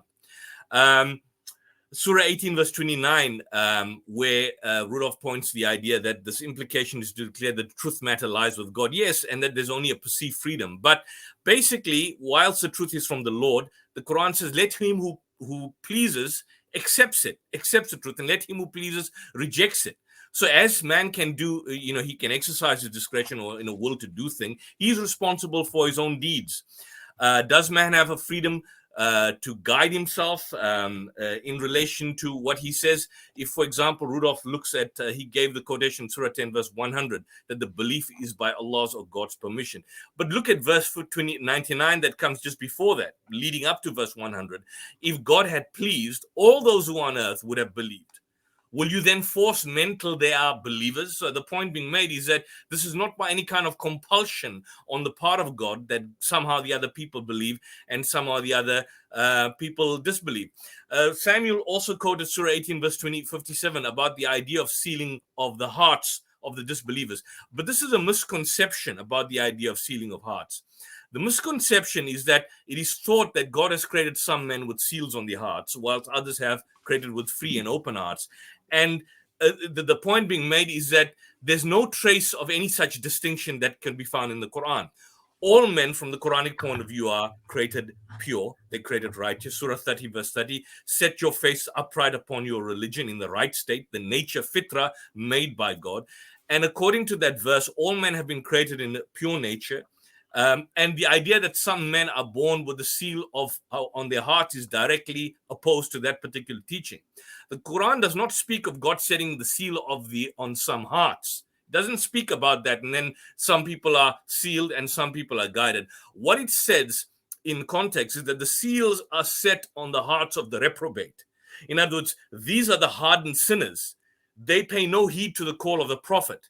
So in the very beginning, in Surah 2, verse 6 to 7, it says, those who disbelieve, it being alike to them, whether you warn them or do not warn them, Allah has set upon their hearts a seal, and upon their ears hearing there's a covering. So the setting of the seal that is spoken of here, it has to be viewed, Samuel and Rudolph, in connection with those who have so hardened their hearts that now they've reached a stage that they do not pay any heed to the prophet's warning. They refuse to open their hearts to receive the truth, and they do not lend their ears to listen to it. And so they do not discern the distinction from truth and falsehood. Like in Surah verse 179, they have hearts, but they do not try to understand with them. And they have eyes, but they do not try to see with them. And they have ears, but they do not try to hear with them. They are as cattle. Or Surah 41 verse 5, our hearts are under coverings from that to which thou callest us, and there's a heaviness in our ears, and a veil hangs upon us. So it's always a reprobate whose heart is said to be sealed. So in Surah 40 verse 35, what the Quran says in relation to seal of the hearts, Allah has set a seal over the hearts of every proud and haughty one. So you have to be haughty, you have to be proud, you have to be reprobate. And in that context, it is viewed as setting the seal of the hearts. Not the idea that, look, like in a Calvinistic view, these people are determined for salvation and these are not. Therefore, God has sealed them hearts. Whether you do good or bad, in the end, you're not going to be saved. It's nothing like that. The fact that the cause of the seal is a sinner's own act of not heeding the warning, and that's made clear on many occasions. Surah 47 verse 16, there are those who seek to listen to you until when they go forth from you, they say to those who have been given the knowledge, what was it that just now?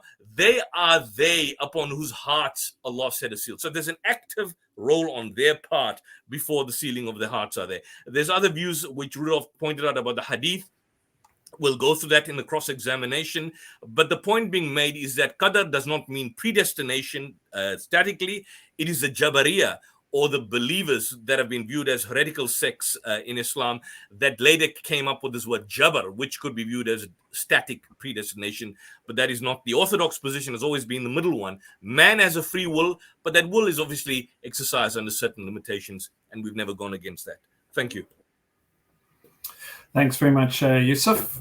We'll move on straight into Samuel's rebuttal for 7 minutes. Thanks, Samuel.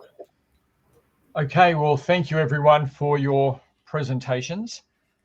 I think that both Yusuf and Shabir have raised an important point for us, and that is exactly when does Allah's plans get made?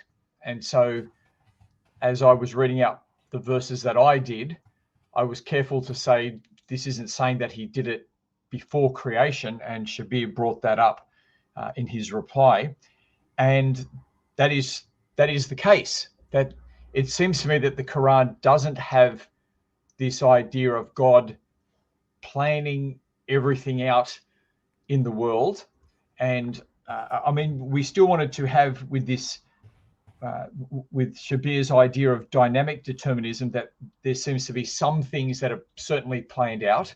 And so I think we'd want to agree that creation, what did I have there? You know, creation, life in this world, the judgment to come, and the paradise, that there's a decree there that I assume we want to be agreeing that we're working out, but that other things aren't. And I guess I want to look at this verse where you referred to Surah 13, verse 39, where it says that God effaces and establishes what he wishes. With him is the matrix of the scripture. And so you seem to be saying that this means that Allah is able to change his plans. Again, I want to bring this up in the question time, but I just want to flag that now to see, is that what you meant, that Allah is able to change his plans? I know that in theology, that's called open theology, I believe. Open theism. And that's where God is interacting with his creation, and individual plans are not set, but they're worked out in in a response with creation as it goes on. So I want to explore that more with you. Again, I want to look at the condition of the human heart. And Yusuf did bring that up at the end, and that was really helpful because that was one of the questions that I asked, and Yusuf has answered that question where he was saying that the human heart is pure and it's born pure, and so it's not that Allah puts a covering over our hearts because we're pure, and so we put the covering over our hearts. I guess because there were so many verses referred to, when I was going through them all and listening to the other ones that were presented, what I found was that it said, Allah doesn't put the covering over your hearts, we do, and Allah does put the covering over your hearts. So it seems that both are just happening at the same time. And again, I just want to explore more about what is the Islamic understanding of the human heart. And if it is that we are pure, then why is it that we choose the way we do? And that seems to be where the issue would be at that point. If we're pure and choosing what's wrong, how does that work? I still want to contend with the points that I put forward, that the initiative seems to be with Allah. Now, it doesn't, again, talk about his predestining before creation. It seems to me, from what I've looked at in the Quran so far, that there are very few of those verses, and I need to go away and look up this word qadar more. I did a quick search, and I want to follow that up with Yusuf to see how that qadar is used there. But certainly, if we've got these other references where from 1339 that Allah is changing his will in some way, then that raises other questions. Is that what you're saying, that Allah changes his will in relation to individuals? So it will be one way or it might be another way. And so there is no predestining individually like that.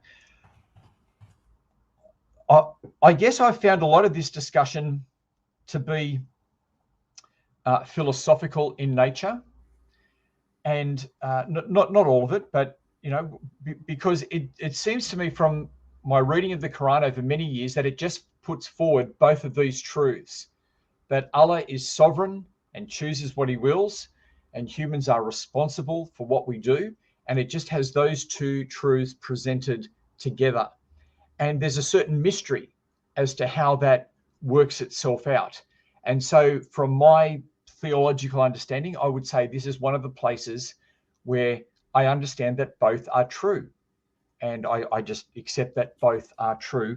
And if I want to go any further than that, I say, well, I've reached a point of mystery, which may be revealed later on. But certainly I don't see the Quran giving an explanation for how these two things are compatible. It just says that they are, and it just goes with that. So I'll finish there. Thank you. Thanks very much, Samuel. We're going to move into the time of cross-examination now, which will be 10 minutes each. So we're going to start the first 10 minutes with Shabir and Yusuf asking the questions to Samuel and Rudolph. So I'm going to hand over to Shabir and Yusuf to kick off the cross-examination time. Okay, sure. Yusuf, I think you indicated already that you had a question for Rudolph. Do you want to kick it off? Well. Actually, I think you could start. You could start it off. You'll start it off, and sure. I'll follow through thereafter. Yeah. Yeah. So, Rudolph, you will notice that in my opening presentation, it was all about the Quran. I did quote a couple of scholars. I quoted Ali al-Tantawi and Fazl al-Rahman, but this was more like icing on the cake at the very end. Basically, I've proven my case from the Quran, and more so, I've looked at the specific definitions. And our topic is about whether the Quran teaches this or that. It's not about the Hadith. It's not really about Islamic theology, and it's not what Muslim scholars say. It's what the Quran says. And I find it interesting that in your rebuttal period, you gravitated towards a heavy reliance on the Hadith. But let me start there by by saying that I did acknowledge that something could be written while we're in the wombs of our mothers, though I didn't say what. But the hadith says that these 4 things are going to be written, including whether the person is going to be shaqi or sa'id, whether the person could be miserable or happy. And you quoted that hadith. So I was wondering if you're aware that by going there, you're actually going off topic. Sure. And I acknowledge in my opening statement that I believe that the Quran both teaches a predestination and an assumed free will. But to see how the earliest scholars and the interpreters of the Quran have viewed what we would call a predestination shows quite clearly that they had a different understanding to what was presented today. That was what I was trying to get at. Yes, and of course, I concede to you that that is a totally predestinarian position. Like when you say, don't even say if, because that just opens up the way for the devil, and just say, God did whatever he willed, and that's done. That was preordained, and our outcomes are all preordained. That's the flavor of all of those hadiths. There's no doubts about that. I'm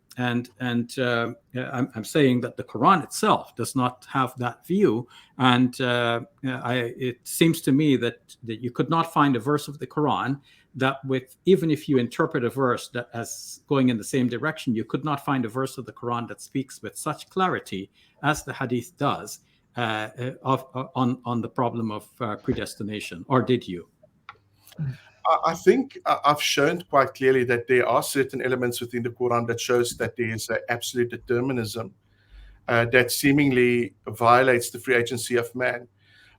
For instance, if you look at Surah Al-Qamar 54:49, it says that all things have been created by and after a fixed decree. Now, I understand how you interpret it, but this debate would be very boring if I take the same line of thought as you do. No, I'm just teasing. No, for me, when I look at that, I mean all things mean all things.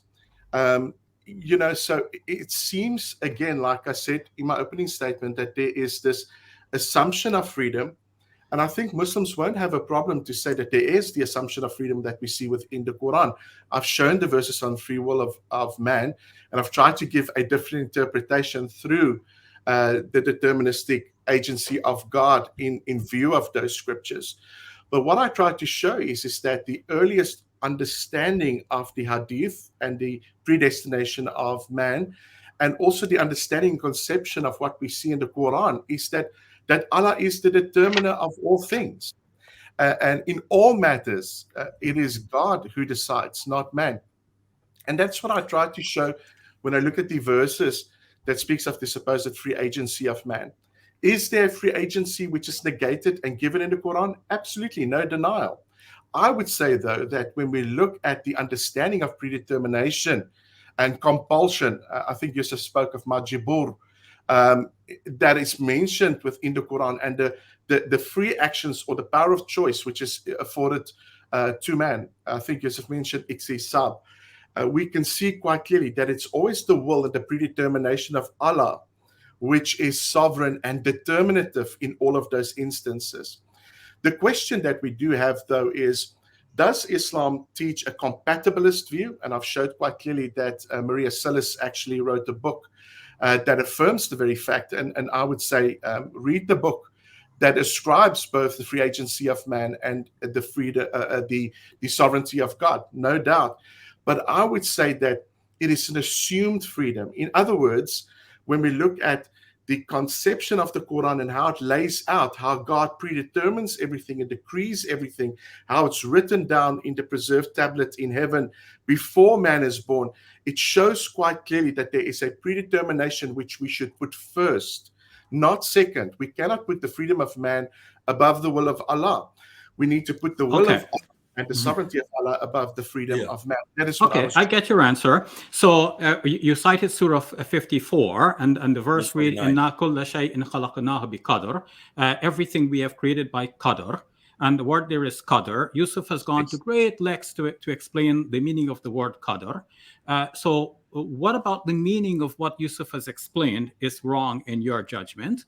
And what specifically pins down that God wrote, according to the Quran, in Alawh al-Mahfuz specifically that a person will end up in hell? Because that was my thesis. Remember that the one thing that will demolish my thesis is if we could find in the Quran any verse that shows that a human being is predestined to hell, and that predestination occurred before the human being was born.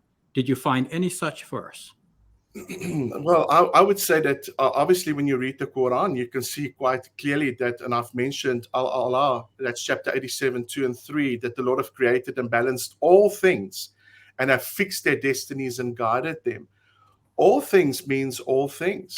Okay, but destinies, now, okay, so the word in Arabic, you know,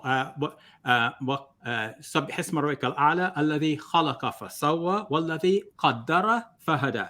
So qaddara is the same word that Yusuf has been explaining, which could mean that God measured things. God gave a certain innate ability to a certain thing to produce certain effects. So what in this, in the wording of the Quran, means that a person is already predetermined to enter hell? Could I just add one? Could I just add one point? You know, Surah 87 verse, and you explained Surah 54. But even after the issue of the qadar, the measure of the nature, and thereupon guides it, it speaks about God then creating vegetation. So it's a creative process in the ultimate cause of, you know, all that you see around in the world. But there's nothing which kind of now can be stretched to indicate that somehow or the other, the evil that we do is now also part and parcel of the creation of God. So you get the point. And same with Surah 54, verse 49. Again, as the ultimate cause in creation, what you see. Like if you plant a pawpaw seed, it's going to grow into a pawpaw. If you put apples or pears, you're not going to get a different kind of fruit. So that's all measured and determined. But there's nothing which indicates anything insofar as what good we do and what bad we do. That's now also somehow or the other measured, or the evil that we do is created by God in that sense. You get the point? Sure, I can answer. Yeah, sure. Also in Al-Tab, we can see though that, and this is why I went to the Hadith, is to show that the earliest understanding of these passages is that ultimately it is Allah that decrees the fate of man. Now understand that different scholars interpret this differently. But when I read the Hadith, when I read Bukhari, when I read Muslim, I can honestly say that there is a form of predestination where God inscribes upon man his future, and he determinatively ascribes to man the outcome of what his life would be. That's why I read the Hadith that I did. Could I just stop you there, Rudolph? Because this is what Dr. Shabir pointed out. Is your reason for going to the Hadith because of the fact that you could not get anything conclusive on the notion of static predestinarianism or static predetermination in the Quran? Was that the reason you went to the Hadith? I would say that when I read, for instance, what I read in the Quran, the passages that I show that shows a presumed determinism, like in Al-Baqarah 226 and some of the passages that I've mentioned, it affirms exactly what should be described to be what God determines when I look at the earlier sources. So you can all throw away the Hadith and say it does not matter when it speaks of those instances where God predestines all things. Or you can say that you only stand by the Quran and what the Quran presumes on the free agency of man and the will of Allah, which seems to be the case here. Okay, I was just go ahead, Dr. Shabir. Yeah, sorry about that. I was going to continue this line of questioning for you, Rudolph, picking up on what you said. So, as Muslims, Yusuf and I will be interested in what the Hadith says because we pray according to descriptions in the Hadith and so on. Now, as a non-Muslim, where do you come in to say, well, because the Hadith says that must be the earliest way in which Muslims interpreted the Quran, because you're referring to books which were collected a couple of hundred years after the Prophet Muhammad, on whom be peace, and you're citing some hadiths. But if you think about what you mentioned about the articles of faith, where it says wal qadari khayrihi wa sharrihi min Allah ta'ala wal ba'thi ba'da al-maut, the qadar of both good and evil is from God. So that itself is based on what is called Hadith Jibreel, which comes in two versions, one in Sahih Muslim, one in Sahih Bukhari. And the Sahih Muslim version is the one that mentions qadr, but it doesn't mention khayrihi wa sharrihi. It just says, wa an tu'mina bil qadr, that you believe in God's measurement or measurement, just simply measurement. So it doesn't say of good and evil. And then if you compare that with what is in Bukhari, the version in Bukhari of the same hadith does not mention qadr at all. So how do you, as a non-Muslim, take the versions that you have cited and make that into a Muslim theology that you think that we must follow? I'm not saying that I deny this. I affirm this all the time. I believe in God and his angels and his books and his messengers and in al-qadr khayrihi wa sharri. I don't have any doubts about that. But when we say that this is our article of belief, that does not mean that I'm affirming that God predetermined that a certain human being will definitely end up in hell. So I can affirm that without affirming the other thing which you're inviting me towards. But my question more to you is, how do you determine as a non-Muslim that this is the earliest Muslim understanding, whereas non-Muslim scholars on the whole have cast great doubt on the hadith from a non-Muslim point of view? Yeah.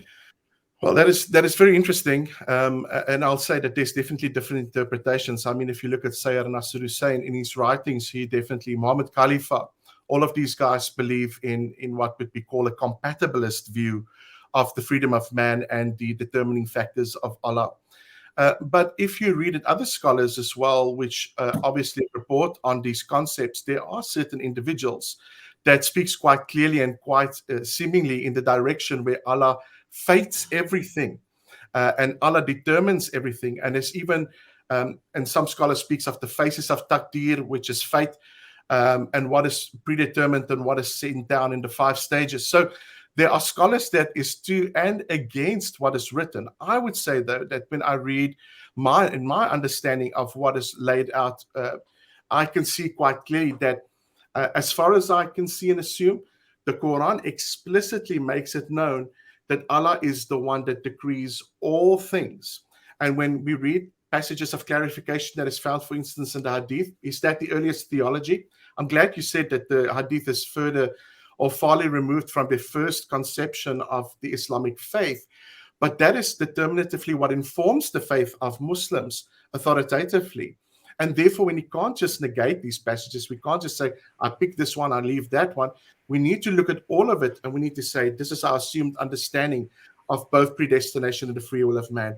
And when I read those, it seems to me, again, when I read them consistently with the Quran open, the verses I've mentioned on free will and predestination, and the Hadith, the best picture that is created is one of what I would call determinism, and not the free agency of man. There's the assumed freedom of man, but there's ultimately what I mentioned, the determination of Allah. Thanks, Rolf. I'm going to have to switch over because we've gone 14 minutes in the 10-minute slot, if that's okay, Dr. Shabir. And then ask Rudolph and Samuel to be asking their questions to Shabir and Yusuf.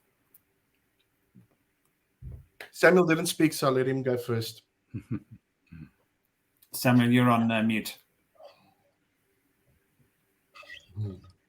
The issue that I wanted to bring was, what is the condition of the human heart, the human will? Because it seems to me that is an important aspect to be considered in this discussion. From what I heard Yusuf say, he was saying that we are born pure and that we choose, we're pure and we choose what's right, but we can also choose what's wrong. And I guess I just wanted to get some description as to how you can make that type of distinction, how you can have a mind that is pure but yet chooses wrong, because it seems to me you've split the mind there. Is that question? Is that the question, basically? Well, I mean, yeah. Yeah, well, I mean, coming back, and I think this ties up to the whole discussion of the setting of the seal of the hearts. The point being made is that man has been given free will. Man is ultimately pure, and this is, I think, where Islam differs from Christianity in the idea. But we've got this inclination. You've got this inclination to perhaps engage in good deeds or engage in evil. And the point I was basically making from the argument that you're presenting, the argument Samuel, is that somehow or the other this evil or that people do is as a result of God setting a seal on the hearts of certain people. So that's kind of predetermined in a manner of speaking. From the Quranic point of view, in Surah Rum, chapter 30, verse 30, we are basically told that, set your face upright for religion in the right state. The nature, that's a fitra made by Allah in which He has made all men. There is no altering of His creation. And so the fitra, the natural way, is that according to that particular verse, all men have been created, all men and women created in pure nature. And since Rudolph has introduced hadith, there's even a hadith which states that every child that is born conforms to fitra, the human nature. It is his parents that make him, a disbeliever or a Jew or a Christian or a Magian. So the point I was trying to respond to you is that the idea that some men are born with a seal on their hearts is opposed to the Quranic teaching. That's not what the Quran is saying. And it appears to me that you were using that as an argument to suggest that some men have already had a seal of their hearts. The point I was pointing out was that the Quran does speak of setting of the seal on some of the hearts. But if you look at all the verses that speak about that, it is that the seals are set on the hearts of the reprobate. These are the hardened sinners. They pay no heed to the call of God. So in Surah 2, verse 6 to 7, Allah set a seal upon their hearts, upon their hearing. There's a covering over their eyes. That sealing is as a result of them not heeding to the truth, to the Prophet's message. And so they refuse to open their eyes. They are reprobate. They're evil. So in a manner of speaking, they are like cattle, and then their hearts are sealed in a manner of speaking, whether you warn them or do not warn them. But it's not a predetermined from the time of birth that these are people whose hearts are sealed, like the Calvinistic view. These are not destined for salvation, and these are the elect. Thank you. And that goes into my next question. I raised the theological concept of open theism, and just to get a confirmation, is that what you were saying? That, because my understanding of open theism, which seems to be across religions, is that God doesn't have a set plan. He may have set plans for where He's taking all of creation, but there's no set plan for an individual, and that in fact God is working it out with that individual. Is that what you were saying? Well, you see, Samuel, I don't like to be kind of bogged down with labels like open theism, but what if that's what open theism is, then I have no problem with that. If that's what open theism is, but the problem which I want to put forth is that the decreeing of a good cause for a man or the decreeing of an evil cause for a man finds no basis in the Quran, and I would even argue from the New Testament itself. So if God knows what will happen in relation, if God, for example, knows that a person, or He decrees that a person takes an evil cause or a good cause, then in the first instance, it comes to the whole notion of the problem of evil. Why would that person even be punished in that particular sense? What's the basis of punishing a person if that person has been, doing a decree of evil? Like the unbelievers say in the Quran, this is the excuse. It's, throughout the Quran, you have passages which state that, I'll give you one classic example. It's the evil people that have led us astray, not God. For example, and I'll just be quick because I know time's at a limit. If you look, for example, at Surah 7, verse 38, when in the judgment day, in the fire, they will say, our Lord, these people led us astray. So give them a double chastisement. Or 25, verse 28 to 29. Certainly, He led me astray from the reminder. Or 26:99, none but the guilty led us astray. So in all these passages, when it speaks about people being led astray, it's never that God has led these people astray. And the point is that if God led men astray, then their best excuse on the day of judgment in these verses would have been that they did not deserve to be punished because it was God Himself who led them astray. But in all these passages in the Quran, when it deals with doing evil, it's always the evildoers or the evil leaders. They say, surely we obeyed our leaders and our great men, so they led us astray from the path in Surah 33, verse 67. Our Lord, give them a double chastisement and curse them with a great curse. So the point being made, the end thesis of my discussion is that God doesn't create or lead men to evil or decrees that someone's going to be in heaven and someone's going to be in hell prior to the onset of creation. that basically is dependent on the free will and the dynamic, in a dynamic sense, of the individual that operates within certain limited parameters, of course, but not in the sense that God now ordains one person is going to hell, the other is going to heaven. Yep, You know, that is fine. So it is a type of what I would call an open theism, where it's being determined, en route. If you want to call it that, you know, although there's other variables as well. But that's all right. I'll give Rudolph a time, because we've only got 3 minutes left. Rudolph, I've asked 2 questions. If you want to, do you have questions? Sure. If I can ask quickly, if a man has free agency of will, as you purport, can he do otherwise than what Allah decreed? No, he cannot do otherwise than what Allah decreed. But Allah does not decree all of the details for the individual, especially those actions which will the person will be responsible for. So there are things that Allah decrees for a person. We have no control over those things. We're not going to be held responsible for those things. And we cannot go against Allah's decree. It cannot be that Allah decreed one thing and we do another. No, impossible. But there are aspects of our lives that Allah has left indeterminate.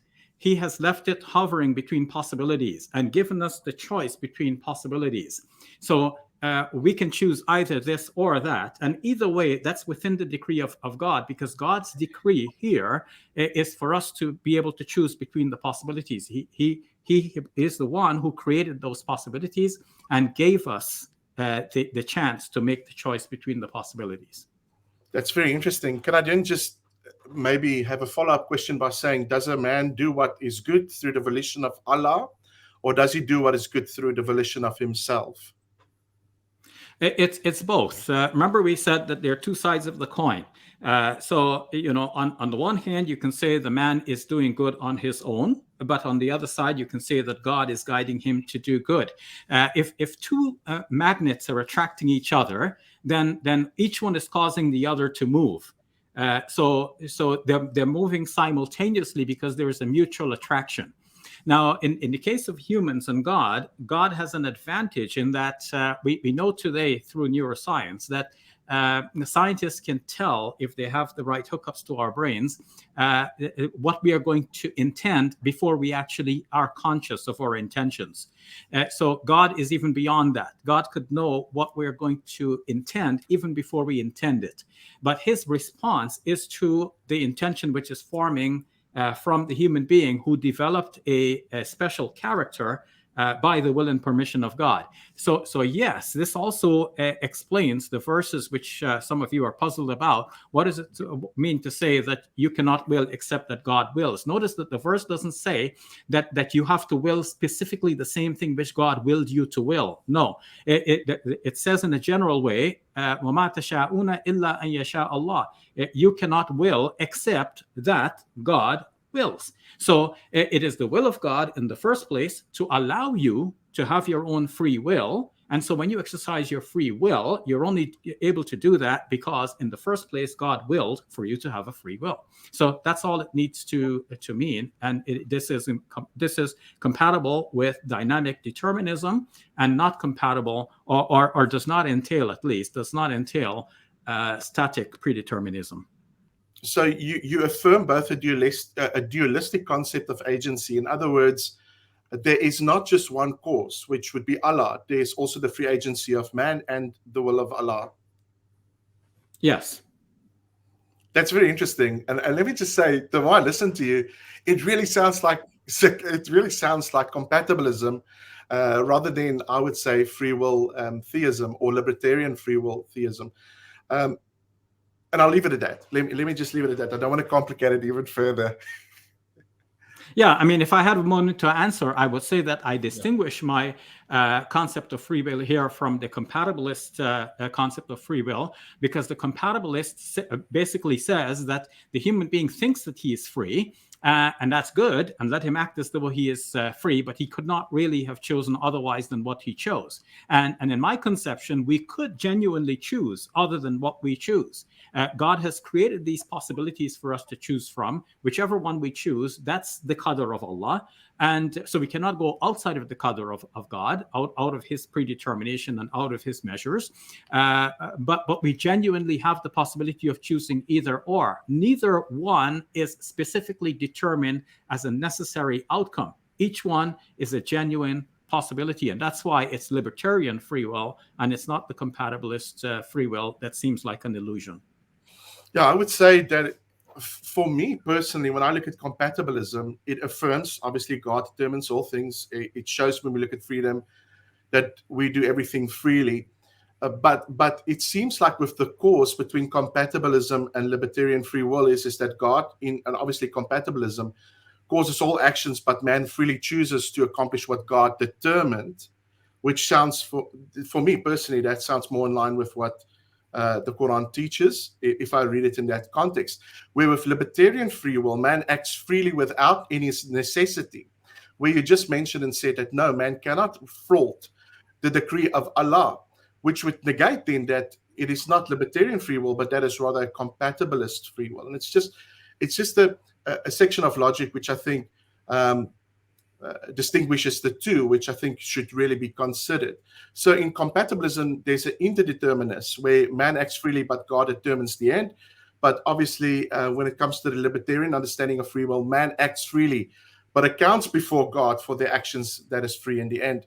And that would be the distinction of the two. So from my listening of your presentation, I would say it's rather compatibilism, and I wouldn't say it's libertarian free will, but that's just my opinion. Yeah, but I think what you're missing is that in the compatibilisms that you have explained, there is a fixed outcome. And in the libertarian free will that I'm talking about, there are two possible outcomes at least. So there is a choice between two real possible outcomes. And so that's what makes my position different from the compatibilist position.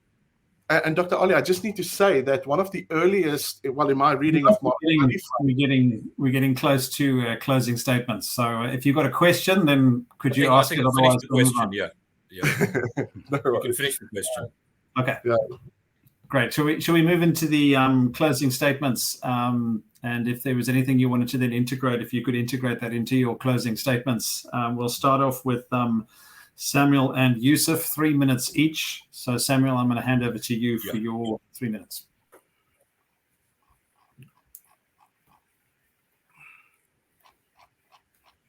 Samuel, you're on mute at the moment. Doing that there. There we go. Well, thank you everyone for a stimulating discussion.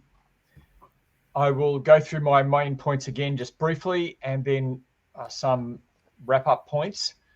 I tried to show in my presentation that the Quran has an idea of God's plan, that God has an overall plan for this world.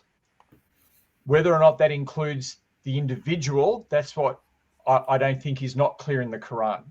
I think it's clear in that it goes from creation, life on earth, judgment, and the future. And from my understanding, there is that plan. There is that predetermined plan of God in this world. What we've heard today is that predetermined plan for everything does not work itself out for the individual. And I'm not convinced of that. In one sense, I can sort of see their points, but it seems to me, at what point do you stop with God's big plan and have a smaller plan that is really open theism, where God's working it out with individuals? Now, maybe that is what the Quran has, but that's what we've been talking about today. And so I tried to show that it has some type of predestination, but it also has a free will where people are able to choose and are held accountable for what they do. And my argument was that it just presents both of these truths as true. And the Quran itself doesn't give an answer to how they're both true. It just presents them as they're part of God's reality. And from my perspective, I see this as a mystery within the Quran, and that's okay. I don't have a problem with that.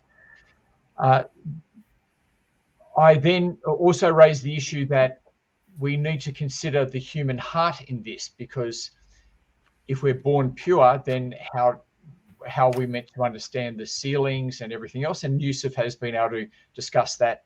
But I found it helpful. I found it helpful to listen to some of the definitions of qadar, which I want to go away and look at. And so in the end, I see what the Quran's saying as God is sovereign, God has his plan, we are responsible, and those two truths are just held together. Thank you. Thanks very much, Samuel. We'll move on to your closing statement, Yusuf, of 3 minutes. Okay, thank you for that. Just firstly, I didn't address Samuel's point in Surah 13, verse 39, Surah Al-Ra'd. If you look at 1339, this is the Muhammad Asad translation. It states there, Likulli ajalin kitab, every age has its book, or as it translates it as revelation. And then it says, God annuls or confirms, Yamhullahu ma yasha wa yuthbitu wa indahu ummul kitab, that God annuls or confirms what he wills of his earlier messages. So it's not a question of changing his will. What that basically means is that God is the fountainhead of all revelation.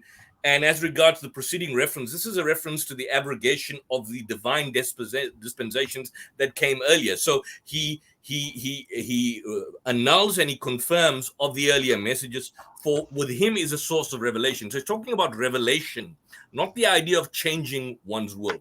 Then the other point in relation to what Rudolph stated about Adam, that tradition of Adam, Moses has said to Adam, dost thou blame me for that which has been ordained to you? Now, the point being made is that it's kind of presented that this is a reference to the fall as a result of the fault of Adam, something which is ordained. But that's not exactly what this hadith basically states. If you look at the reference to the Quran, that will basically show that Adam's fault was not really the cause of his children living in a particular state. If you look at Surah 2 verse 36, it speaks of Adam's fault. Surah 2 verse 37 speaks of the fault being forgiven. Surah 2 verse 38 speaks of the hubut of Adam's children. And the last two verses, then Adam received revelation, received revealed words from his Lord, and he turned to him mercifully, and surely is of those who show mercy. So what Adam's reply to Moses in that hadith basically indicates was that it's not due to his fault that men had to live in a state of struggle with the devil. It's not basically that it's because of his fault, which is ordained. The ordaining is that it's a divine scheme before he was even born. So it's not as a result of the fault that was ordained, as a result of which man has to now live in this perpetual state of struggle with the devil. This was ordained in advance, that the actual struggle was there before the creation of Adam, but not as a result of his fault, because the Quran states again and again that his fault was forgiven. It was over. It was done with. I have forgiven you in relation to that. So this is something separate in relation to what you've basically given. So in a nutshell, I want to basically point this out, that qadar does not actually mean static predestination. The Arabic word for that is jabr, from a linguistic point of view. And that's never been the belief of the Muslim community, although some Muslims, the Jabariya, they were heretics. They believe in this kind of strict predestinarianism, that man has no control at all over his actions. The Islamic position, or I would say the Quranic position, is that there's always been the middle one. Man has a free will, but that will is exercised under certain limitations. It's only the divine will that can be called the absolute free will. In other words, a will under no limitations. But anything that's created and everything, therefore human, is subject to a kind of divine measure, which you can call qadr, to limitations imposed upon it by a higher controlling power. Man is the possessor, not of absolute knowledge or absolute power. All attributes belong to God. And so, in a nutshell, the last sentence, human knowledge, human power, and human will are subject to limitations. And these limitations are played upon by man by the divine measure. And that's what we will call dynamic, as Dr. Shabir would argue, determinism, as opposed to kind of static determinism, which is the argument that sometimes is made. And the Quran has absolutely no basis for that. Thank you very much. Thanks very much, Yusuf. We're going to move on to the closing statements of Rudolph and Shabir, 4 minutes each. So, Rudolph, over to you. Thank you so much. I will start off by saying that I've shown quite clearly that from the beginning that there is both an assumed free agency of man that is relevant in the Quran, but there's also a predestination which we should determinatively assume when we read all of the context of the Quran. Dr. Shabir just mentioned that when we look at a form of compatibilism, which I would say the Quran teaches, God causes all actions, but man freely chooses to accomplish what God has determined in his own freedom. I would say that there's a constraint when we read the Quran upon the freedom of man, because man acts freely, but God determines the end. It is not a libertarian freedom where man can act freely but account before God for what he does in his actions and his own free volition, but he's still acting under constraint. Now, there's almost a choice or a chosenness that, yes, there are certain things that are decreed emphatically, like death, seasons of the earth, etc., etc. But the point I was trying to make is that even in those, ultimately we can see both in the Hadith and the Quran, there is the assumption given that freedom is afforded to man, but the outcome of man's life can definitely not sum up exactly what God has decreed, or in the end even flaunt what God has called for him to do. So the assumed compatibilist position that my reading of the Quran basically sums up shows that there is a form of determinism that is prevalent in all things. Even in Hadith Qudsi, we are reminded that Allah speaks to, when it speaks of the phases of taqdeer, or the fate of man, it speaks and it says, "Am I not your Lord?" All of the humans reply, "We testify that you are the Lord." Then Allah decreed who would enter into paradise and who would enter into torment. That speaks for me very determinatively. It shows quite clearly that ultimately there is the assumed understanding that where man will wind up in his future state is where Allah decree. And let me just say, I've just mentioned a few hadith. There's definitely some more hadith that we can use and see quite clearly that the end destination of man is determined by Allah. But those things are rejected. Those things are placed aside. Those things are not seen as being authoritative. Those things are called into dispute. And I want to say the following: if those things are called into dispute, what else can we call into dispute when we look at the traditions of Islam and how we interpret these passages in the Quran? I do believe that when you look at my view and my perspective, it is the view that will be espoused both in the traditions of the Prophet and both of the Quran. And when we look at the outline of my discussion, I've showed quite clearly that all of man's acts, including his choices, are freely given, but ultimately the antecedent to the affairs of life is determined by Allah. So I would say that any form of perceived freedom that is afforded to man within the Quran is truly given. But ultimately, beyond that, what we can see quite clearly is that Allah decreed everything that should take place. He makes it come to pass, and he stands as the Rabb, or the Lord, over these things. And again, I didn't have time to get into the phases of taqdeer, or fate, which is basically the 5 stages of, of what we would call qadar. But it seems that even with that, there is no denouncing that there are certain things that are necessities that is impugned upon man. But ultimately, we should say quite clearly that the freedom of man is still subjugated or placed under the banner of man, and that is the consistent view before you between the traditions and also the Quran. My time over. Thanks, Rudolph. That's your 4 minutes. Absolutely. Good enough. Yeah. We will move on to Dr. Shabir for your closing statement. Over to you. Yeah, thank you, gentlemen. I'm so glad we did this, and we should do this again. Of course, we're going to do it in 2 weeks' time, and we're going to talk about the Bible and whether it teaches predestination or free will. I'm obviously on the same page with Yusuf. We both argue for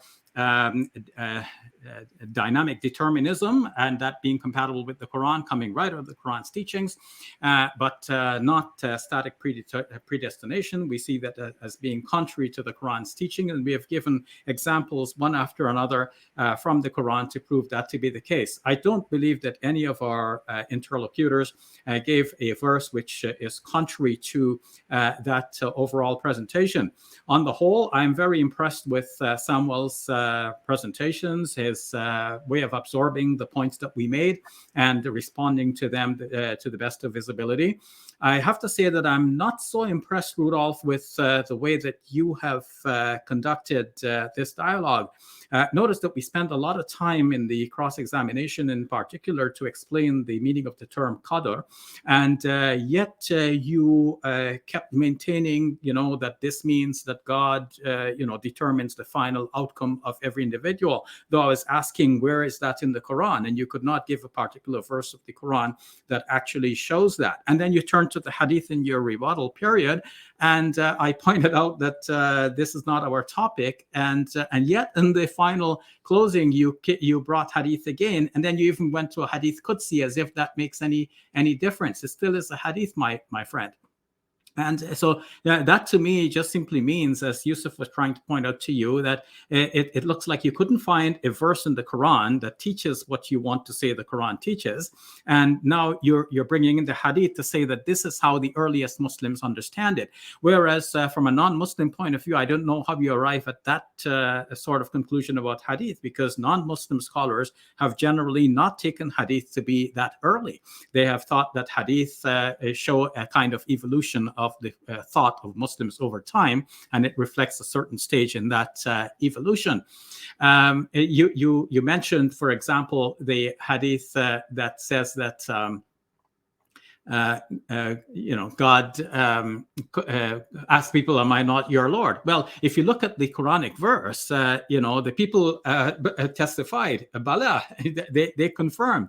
But you're now bringing a hadith which would seem to indicate that no, it is not so. And if you say you want us to accept all of the hadith, because if we do not accept the ones that speak about qadr in particular, what about the rest? First, let me introduce you to this book, which is called The Authentication of Hadith, Redefining the Criteria, which has a whole section dealing with the chapter of qadr in Sahih al-Bukhari. I would invite you to read that and see that approach to hadith.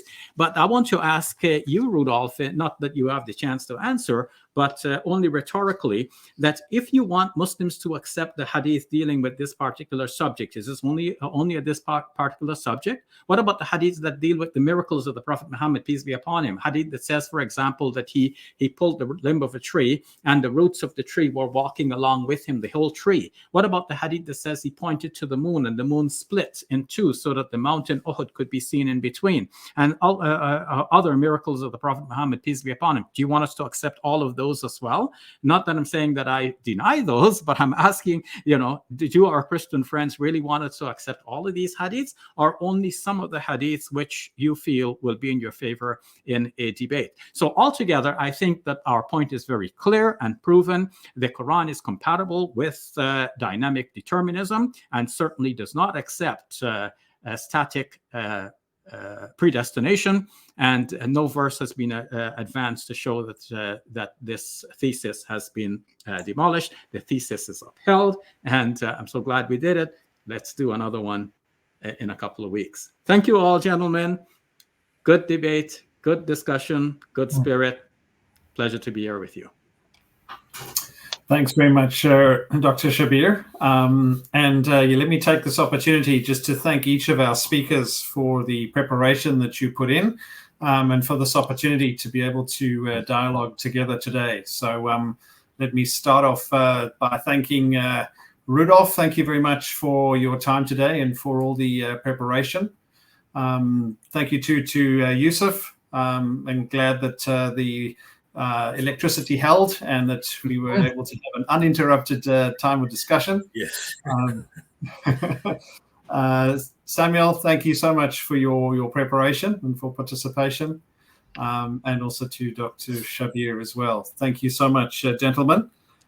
We are very excited about the opportunity to be back in 2 weeks' time to be focused on the topic, does the Bible advocate predestination or free will? So I also want to thank everyone who's joined us online today, and looking forward to having you back with us in 2 weeks' time for the follow-up discussion. So from my side, to everyone online and to our speakers, a good afternoon, good evening, or good morning, wherever you are in the world.